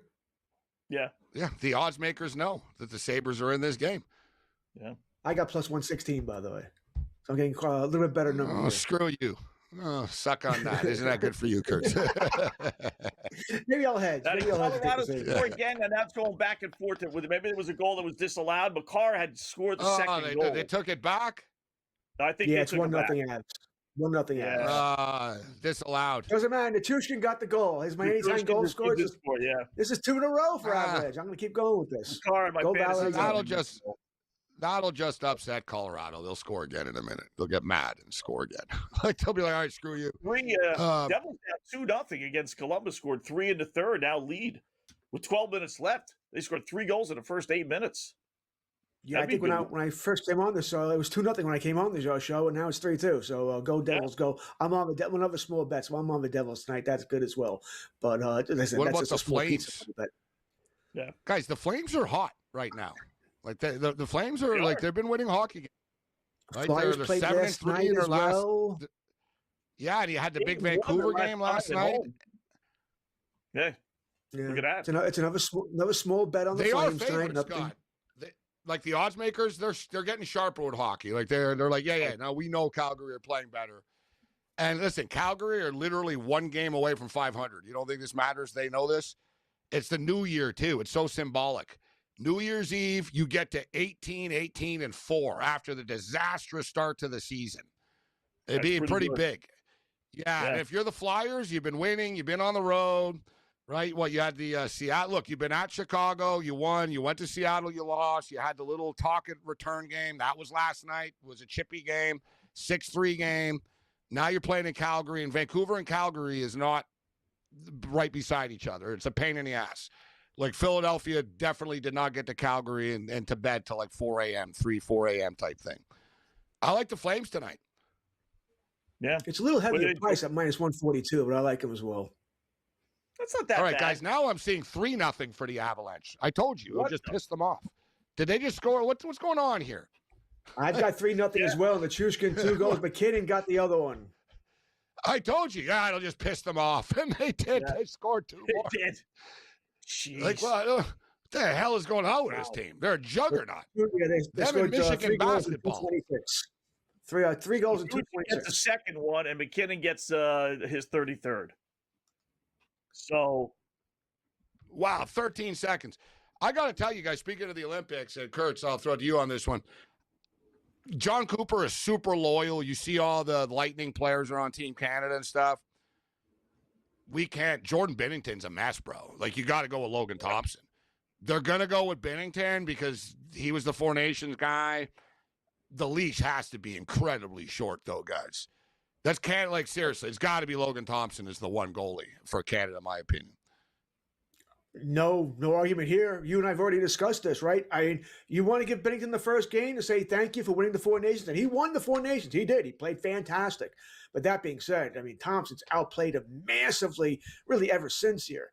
But Bennington's save guess I'm okay percentage with is like giving one game. 874 or something now. It's really bad. Like, we got a problem. Yeah, Thompson's It's like dude, 30. they actually just think, you know what? He's going to put the Canada jersey on and everything will be different. That's the way they Maybe think he will. about that. Maybe he will. But Thompson's more deserved. In a vacuum, it should be Tom. Hell, I don't even think that's number 2. Right? Isn't Wedgwood, by the way, Canadian as well? USA. Yeah. I don't know. I don't. Darcy Kemper's playing good hockey, man. Speaking of He's all his hurt. wins, right? But But he'll be there. He'll be. He's That the number. third goalie doesn't really I guess play. he's the number 3. Yeah, Plus he'll be the number 3. 135. What, They for don't even have the Canada? teams. Yeah. FanDuel's got him at plus 135, USA plus 190. I wouldn't sleep on Sweden. They're the 550. third best team. Yeah. It's in Europe too, right? It's just that sort of little difference. Like, there's going to be a little edge to this. Everybody Right. just sort of assumes Canada, USA, right? I'm just stating, like, if you're looking for that third wheel with a little bit of value, Sweden or Finland, but Swedes are more reliable. I mean, the better values on Sweden. Take a shot, they can get hot there and go. I think Canada's going to win. I always think Canada's going to win. But the values on Sweden, you know, I have no problem paying a couple of bucks on Sweden, hoping they can come through. But I do think USA's they're the roster third is best going to be team. stacked. We could hit it later in the week. Their roster is going to be stacked. The thing is, they're going to be younger and more offensive-minded. Canada, though, dude, Canada, think about it, guys. You got Connor McDavid, Nate McKinnon, and Sidney Crosby as your top 3 centers. It's not bad. It's not bad. Bet Have the fun. over. Bet the over for sure. Thanks, Jordan.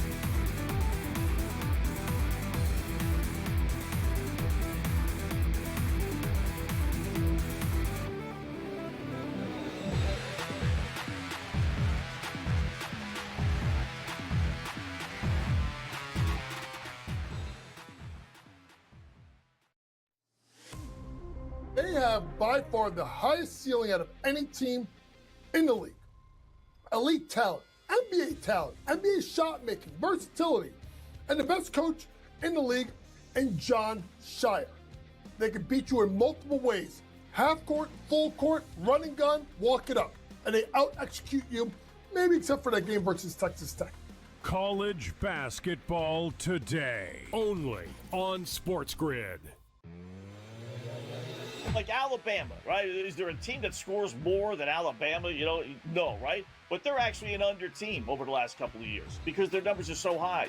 You get these Americans in Queens College or Denver. Who the hell's betting on them, right? No, but so the lines stay low. They're just like, no one's hopping all over them. But every time you see an Alabama game, you're betting over, but you're losing money because the numbers are so big. In-game live, only on SportsGrid. Sometimes those coaches do get the axe, regardless of what the owner said just a few short weeks ago. And sometimes, Joe, you can't have it both ways. Like a Jets fan, you probably want them to tank. They're doing a really good job of that by not even being competitive at this point. But at the same time, you sort of want it to be, yeah, we're not competitive winning games, but it looks like we have a future. We might have found our quarterback. We got a good foundation. Nothing is going right. The Early Line, only on SportsGrid. He's out again.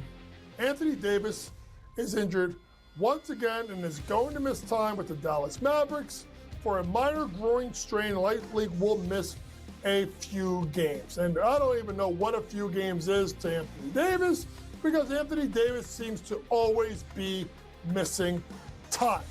Pro basketball today, only on SportsGrid.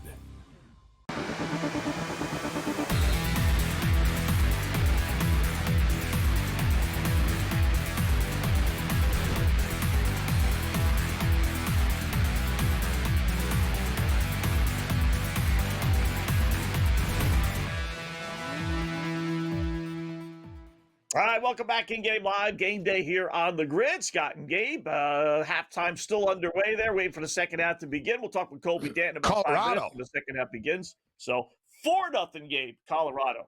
We've given out more winners in hockey in a game that's 4.5 minutes old than we did in the first half of the college football game. Yeah, we won a bet pretty much. Well, we haven't won yet, but we laid the 1.5. But yeah, at the half. So we were like, this halftime's going to be long, 20 minutes. And No, it's been pretty fun. We bet on Colorado, and they're up 4-0. Dude, there's 13 minutes left, Scott, in the first period. First period, yeah. I'm almost thinking like we've been looking like there must be mistakes going on here. There's a goal, there's not a goal. Oh, suddenly it's 3 and now it's 4. No, but it's 4-0, guys, with 13 minutes left. They've scored 4 goals in the first 6 minutes. They really are. I want to bring this up because, like the Boston Bruins a couple of years ago, I guess they set a record, most points in an NHL season. Whatever, dude. You got a point for showing up. If your team busts, and now teams even have a hard time showing up on time, Scott, in the NHL. They're always late. Oh, we were late. Screw you. I told you. I'd be hardcore. You didn't show up on time. This is pro sports. You were in an accident. You should have left earlier. That's the way I look at it. But, the Boston, whatever. You got a point now. You got points now. In the old days, you didn't have shootouts and all that, right? So, I look at, the Montreal Canadiens, Scott, as the best team ever, right? As far as the season is concerned. It was real. All right, the 1976, 1977, the Canadiens won 6 cups in the 70s. They were the dominant team. But they had 132 points in 1976, 77, 132 points. But think about it, there were no free points, guys. You didn't get a point for losing and stuff like that, right? Boston Bruins were at 135. So what? Right? Who cares? All this modern type stuff. The Montreal Canadiens in 1977-78 had 129 points. Right? Just unbelievable stuff. But Scott, this Colorado Avalanche team is on pace, bro. We talk about Oklahoma City breaking a record. They've lost twice in regulation. How many times do you think they'll lose in regulation this year? I mean, that's amazing. Who's going to lose more, OKC or Colorado? And as a Bruins fan, and you're a gambler, so as crazy as it sounds. Yeah. Boston, when they set that record, what was it, 2 years ago? 2 or 3 years, whatever it was, 2 or 3. Their lines were not like Colorado. They weren't laying minus 350, every single night. It was 2-1, minus 170. Throughout the entire season, there was doubt about how the team really wasn't that good. But these lines with Colorado are crazy now. I'm minus 350 in regulation. Even laying buck and a half, you were laying $1.40. Yeah, we're in the Dodger territory now. Remember Clayton Kershaw on his peak, or Randy Johnson with the Yankees in the old days would be like, oh boy, it's minus 550, minus 600.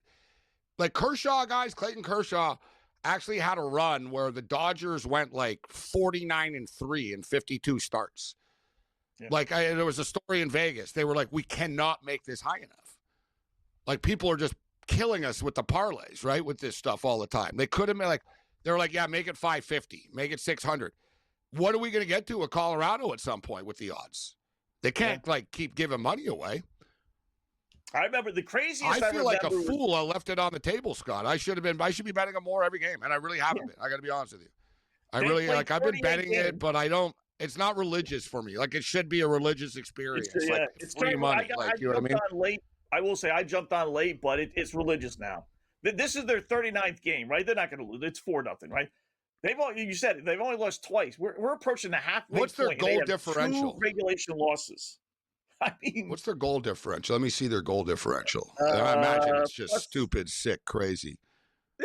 66 plus 66. All right, plus 66. They've only played 38 games. Yeah. Okay, let's put in comparison. Who's the second highest? Dallas or plus 34? Right. Yeah, that's the second. So it's what almost a difference. Almost 2-1. What a difference the Eastern and Western Conference, though. We kidded about the other day about Minnesota would be the best team in the East, but they're in third place in their own division. Right. You look, Scott, the number 1 plus-minus team in the East is Tampa at plus 26. No one else is even close. Everybody is -1, +2, 0, -1, -8, +1. Carolina's plus 15. Washington are plus 16, surprisingly enough. But you look at the West, dear God. Colorado plus 66. Dallas plus 34. Minnesota Wild plus 21. After that, though, it's a little bit scattered. Yeah. I'm actually a little surprised with that. You look at the Western, I want to see the East versus West record this year, Scott. I want to look this up. I don't know if you have that. I want to find the record. West versus East teams head-to-head. What is it this year? Yeah. I mean, I'm talking Colby Dan will join us next from the grid.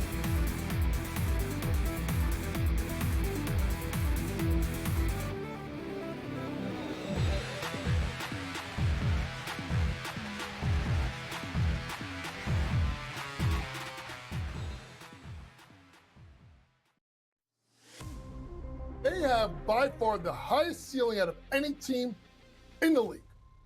Elite talent, NBA shot making, versatility, and the best coach in the league in John Shire. They can beat you in multiple ways: half court, full court, running gun, walk it up. And they out-execute you, maybe except for that game versus Texas Tech. College basketball today, only on SportsGrid. Like Alabama, right? Is there a team that scores more than Alabama? No, right? But they're actually an under team over the last couple of years because their numbers are so high. You get these Americans in Queens College or Denver. Who the hell's betting on them, right? Nobody. So the lines stay low. They're just like, no one's hopping all over them. But every time you see an Alabama game, you're betting over, but you're losing money because the numbers are so big. In-game live, only on SportsGrid. Sometimes those coaches do get the axe regardless of what the owner said just a few short weeks ago. And sometimes, Joe, you can't have it both ways. Like a Jets fan, you probably want them to tank. They're doing a really good job of that by not even being competitive at this point. But at the same time, you sort of want it to be, yeah, we're not competitive winning games, but it looks like we have a future. We might have found our quarterback. We got a good foundation. Nothing is going right. The Early Line, only on SportsGrid. He's out again. Anthony Davis is injured once again and is going to miss time with the Dallas Mavericks for a minor groin strain. Likely will miss a few games. And I don't even know what a few games is to Anthony Davis because Anthony Davis seems to always be missing time. Pro basketball today, only on SportsGrid.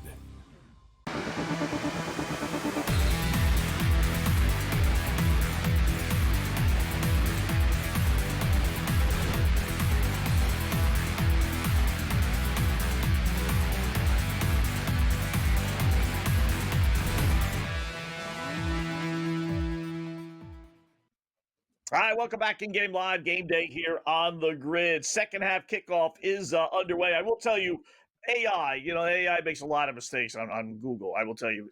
Western Conference 11-8-3 in the games so far this season. I don't know if that's impossible. Yeah, I don't think that's right. Scott, we're at Christmas time. There's no way in hell they've only played 19 games. Yeah, I know. The Canucks have been on the East Coast twice already this year. That doesn't add up to 40. That adds up to 22. So much for AI on that one. I'll have to look further on that. But it's got to be overwhelming Western Conference, I would think for sure. So let's see here versus division. We'll talk with Kobe Dan here in a little bit. I'm showing Miami already with the. No, it can't be right. No, they're kicking off. So 6.5, it's down to, and 34.5 is your over/under.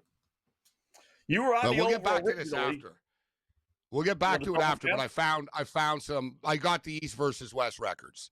Yeah, I don't. So we'll get we'll get back to it. Is Colby joining us now or the next segment?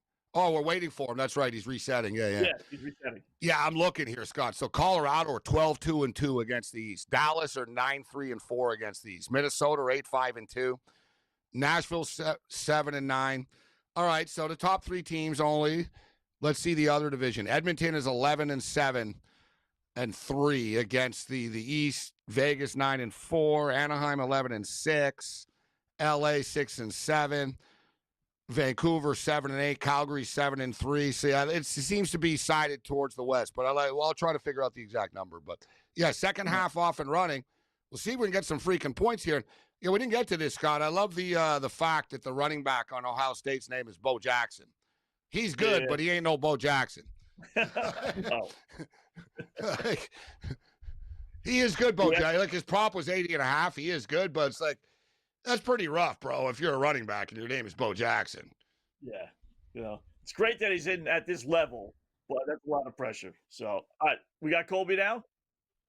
I think so. All right, let's bring in Colby down, our good buddy, college football. All right, Colby, 14-0 Miami. We're starting the second half. Ohio State with the ball. Give me your impressions of the first half. Thought Miami dominated that game. It could have been 21-0 if they didn't fumble inside the 20. But I have a ticket on Miami with the points and with the money line, but it's crystal ball. You can never. The game's still very much alive for Ohio State. Yeah, I'm worried that they get too conservative. They did try to throw the football, but I'm with you, Colby, and I told Scott this. Big difference even between 17-0. 21-0 would have been nice, but even 17, Colby, like leaving the 14, you really just left the window. 2 scores. You know, Ohio State score once, it's really going to get real fired up, and then they're only down 1. And then they're only down 1, so I'm with you. And I'm on Miami plus the points, but Ohio State are still in this football game right now. Yeah, I mean, when you talk about that possession where they went backwards, they were in field goal range. You add that to the possession where they fumbled inside the 20. You're talking 10 points off the board. Cristobal historically has really bad game management skills, especially with the lead. So I'm not celebrating anything yet. But they have dominated the line of scrimmage, and that's kind of was my handicap. Was I like the team that plays the week before or whatever, 2 weeks before. I think that's a good thing. And then I just thought Ohio State's 62nd in the nation in rushing the ball this year. They're kind of like Alabama to a certain extent. That's a good point. Where I thought, man, Miami's guys on the line of scrimmage, they had 7 sacks against A&M. And A&M's got one of the best offensive lines. He just got sacked again, guys. That's the 4th time he's been sacked today. Yeah, that's what I'm saying. That was, and I'll tell you one part of my handicap too on that was they got a big completion now, but was the fact that Cristobal, it's been 2 weeks. I worry about Cristobal with like 5 days of prep. When you give him 2 weeks, I'm like, okay, too much to think. Like, yeah. The shorter the better. You're saying, less time to think. Yeah. I mean, how many here? Sorry, Colby. I don't know if you guys have caught this, Scott. It's driving me effing crazy. What's that? Their stupid score. Every time they do the first down thing, there's like a little yellow thing. I think there's a flag on every play. Like what? Yeah, I'm telling you, like the little graphic where it'll say 1st and 10, it'll flip, and for whatever reason, it goes yellow for a second, and it pops back up, and you almost think, what? Flag on the play? It's just dumb. Like, you know what I mean? It's just this little thing has been driving me crazy all game. Actually, I just sort of had to get that off my chest. No, you're right. Yeah, that's been annoying for sure. It's like Michigan today with their mouthpieces. They kept dropping them. Right? They look like flags all the time. That's it. Yeah. So did you think going in, Cole? Were you on Ohio State or were you on Miami? No, I took the points, and I sprinkled some on the money line just because I thought Ohio State's played one top 25 offense all season, and they lost that game. So I thought, hey, Miami's a top 25 offense. Maybe they can, and I know their defensive line can cause havoc, and Ohio State struggles to run the ball. So I thought they're alive, and like everything except Cristobal. Now Ohio State got the ball inside the 10 now, so they're probably going to score here. So we haven't cashed this thing, but yeah. I just see what you're talking about, Gabe, by the way. I see what you look, first and goal. It just said yellow for a second. Yeah, like why put yellow there? It looks like, there's a flag. Yeah, pick green or red or purple or whatever. No, don't use the why color anything. of the Why do you flag. need a color in between your little anything? So see, you notice what I'm saying? It bothers me. I've been in TV long enough, Colby. The little things. If I'm in the booth, I'll be like, "Who's the idiot that I just put yellow on this thing?" Like, out of all the colors. There's no even need for it anyway. They highlight whatever they get a first down, but it highlights it in yellow. So you think, there's a flag there. So, all right, well, how about, I'll probably want to see what's going on right now, right? But Ohio State, the line's down to 3.5. They got a 1st and goal to Miami 8. They're not the guys here. Well, I'll tell you, Sayan just threw across his body, and that defender was about a step away from another pick 6. He completed the pass, but he's living dangerously. Man. Yes, this isn't easy. Ohio State are used to just sort of pounding it in easily here, and they can't. Because of the trenches. We'll see if they throw it again. Like they got it. You figure they're going to run the ball, right, Cole? And he's down at the 1. What was that? Well, they're close. We're going to find out how good Saying is, right? At least at this point. With his game. Yeah, no. Scott, when Colby, when he's got time, he throws the ball. I mean, the kid is under duress. He's never seen pressure like this in his life before. Part of the problem is they're predictable if they can't run the ball. That's kind of why it's, I'm expecting the same situation with Alabama and Indiana tomorrow to a certain extent, especially if there's rain, which they're calling for. But when you're that predictable, it makes it hard to you know what you're doing. You could tee off. So it'll be interesting Touchdown to see. Buckeyes. Yeah. Okay. Scored Now we got a touchdown game. Buckeyes. Yeah. Yeah. Bo Jackson. There you go. Bo knows. You're going to run up the Bo wall knows. like you did for the Kansas City Royals. So, it's a 14-6 pending the extra point. That's good. Opening drive, it's too bad they didn't score. I mean, I say because I'm on Ohio State. It's too bad they didn't score to close out the first half, even a field goal. But I'll take the touchdown. Are Miami going to blow this now, Colby? Like, seriously, I can't help but think, like, Ohio State are plus 105 on the money line, plus 2.5 point spread. Yeah. If I'm Cristobal, I go to my coordinators and I say, you guys are in charge of everything. I'll talk to the refs on some pivotal calls. Because, yeah, I mean, look, we've seen him his whole career. And this goes back to when he was in the CUSA as a head coach of Florida International. Like, I don't like a lead with him. I don't like a lead with him. I obviously you want it from a gambling point of view, but I just can't trust it until the clock's at 0. I'll tell you what. 14-7. Look, we've seen teams blow 14-0 leads before. It's not like, but when you tack onto his resume this, he'll kill him. I say it a lot, guys, but this next drive is big. Look, if you're Miami, if you go a quick 3 and out, the momentum shift could be huge. Like, you need to punch back if you're Miami here. Playing only 2.5. Wow, that line is down. Talk with Colby Moore when we come back to Game Live.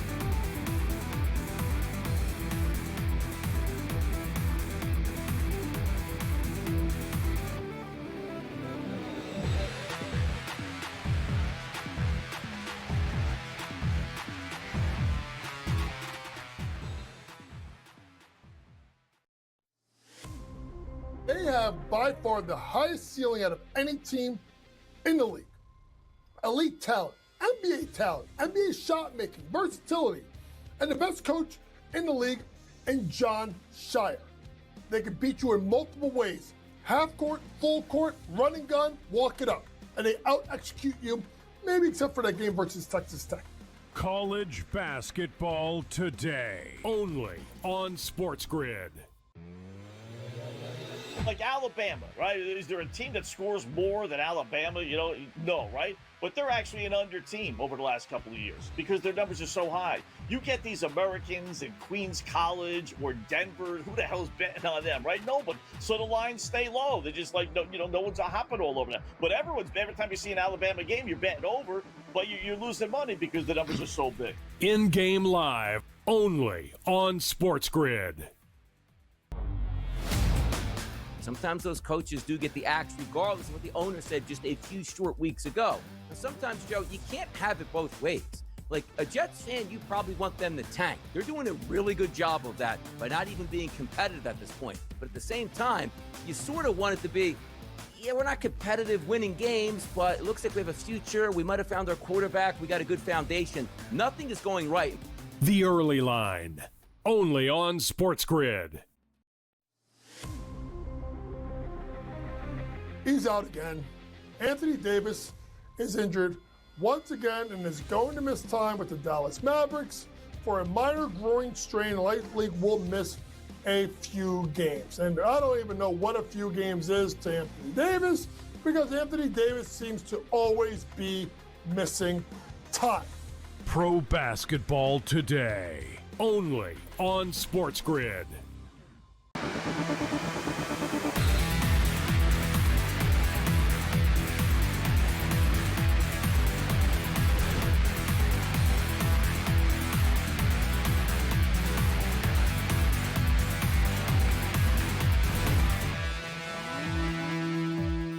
All right, welcome back in Game Live, Game Day here on the grid. So we got ourselves a football game. Not that we didn't before, but 14-7, Ohio State just scores to cut the lead in half. 2.5, as I mentioned there before the break, is the line with Miami. And then the over-under is at 37.5, as we're talking with Colby Dan, Sports Gambling Podcast Network. It's the College Experience Podcast. So put this one aside here for a second, Colby. How about the games tomorrow?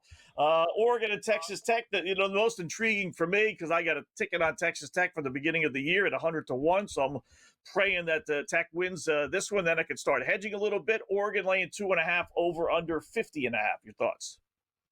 Yeah, this is the game I'm most excited for out of all of these games, even including the one tonight. I went with the Red Raiders. My logic was basically the fact that I thought their line of scrimmage has been undervalued. I think it's good, but I don't think the market has adjusted to. I think people just think Big 12, and I think Texas Tech's line of scrimmage is the best in college football, personally. So, but I am a little concerned about Baron Morton because their backup, when Morton got injured before, is out for the year. Baron Morton, I've been watching this guy 3 years in college football. This guy gets injured if the wind blows. So like if he gets injured, you're on a third string quarterback. Very concerned in that regard. And obviously Dan Lanning's defense is very good. That's the one game they lost without Morton too. It should be noted. Right? They didn't lose when he started this year. Yeah, exactly. So I am concerned in that angle, but to me, one of the things that the Ducks have done if you look at the big games, you look at the Iowa game, you look at the Indiana game, they haven't scored many touchdowns. And I think that is the concerning thing against a very elite defense. But I'll tell you this, I do trust Dante. Close games, Colby.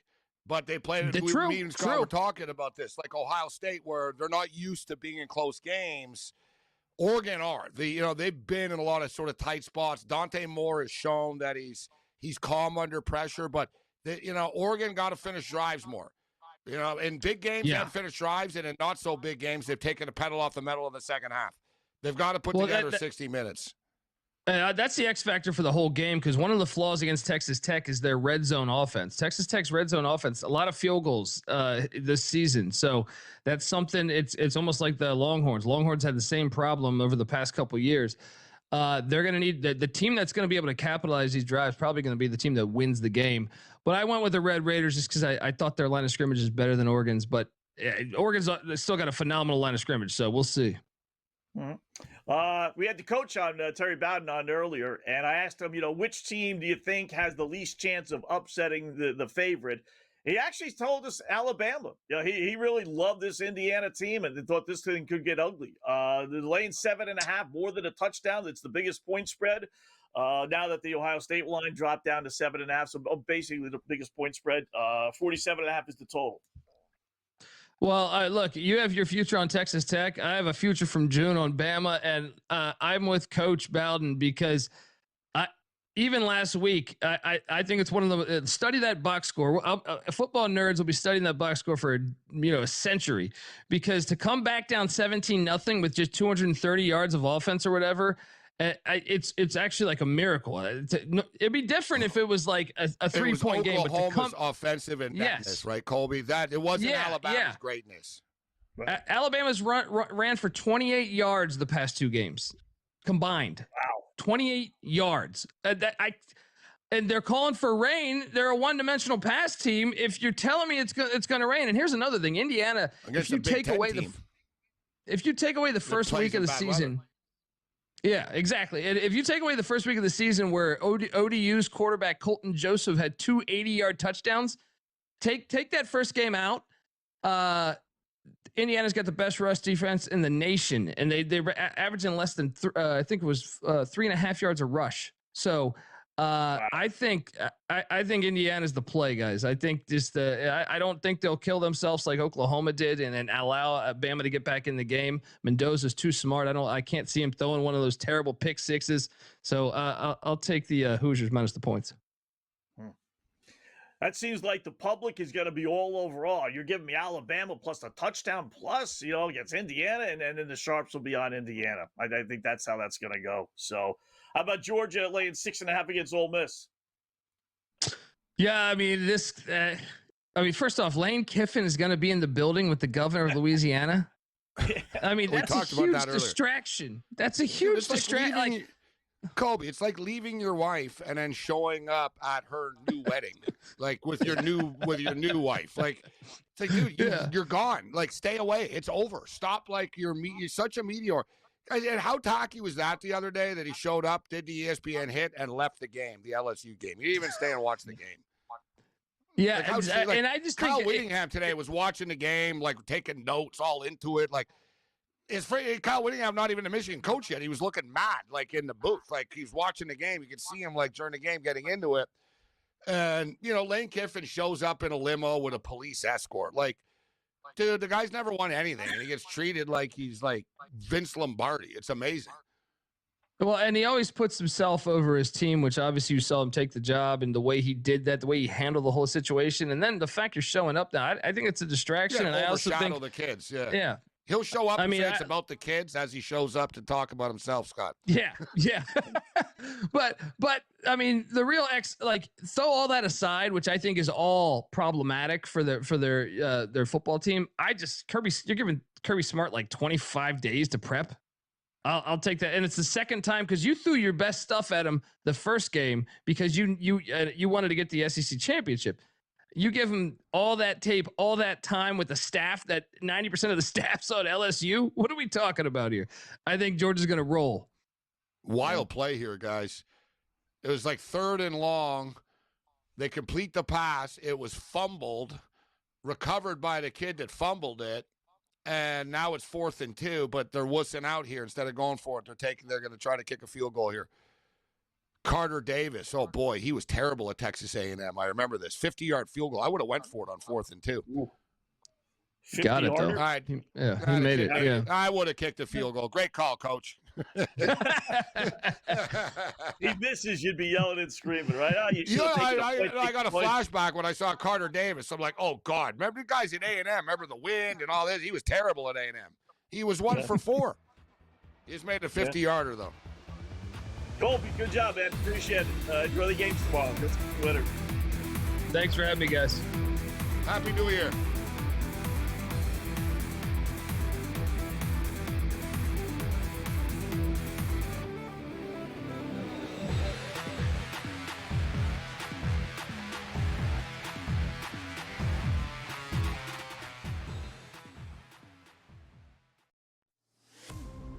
They have by far the highest ceiling out of any team in the league.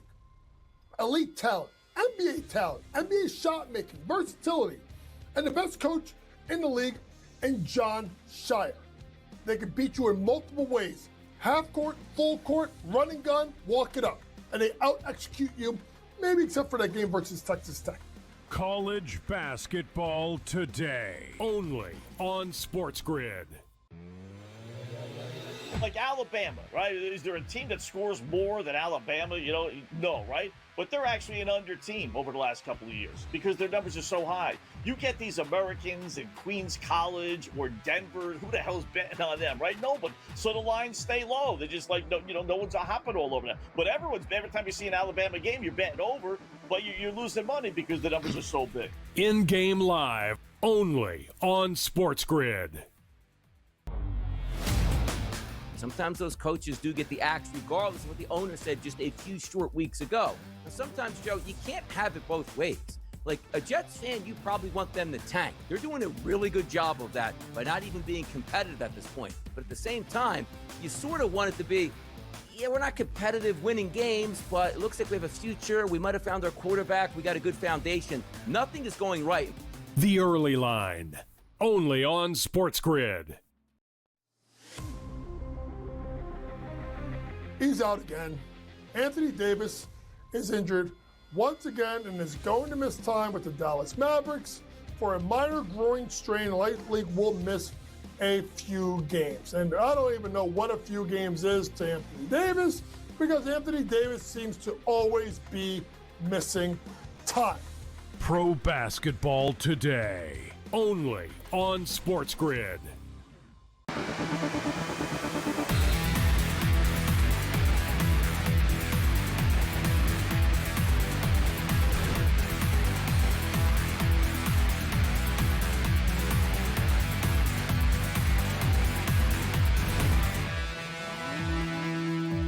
Welcome back in game live, game day here on the grid. So field goal is good from 50 yards, so it's 17-7, and Ohio State will get the football, and 3.5 and 37.5 is your total. Fast, 2 drives, taking up basically the entire third quarter with 3 minutes left to go. So for a college game, it's cruising.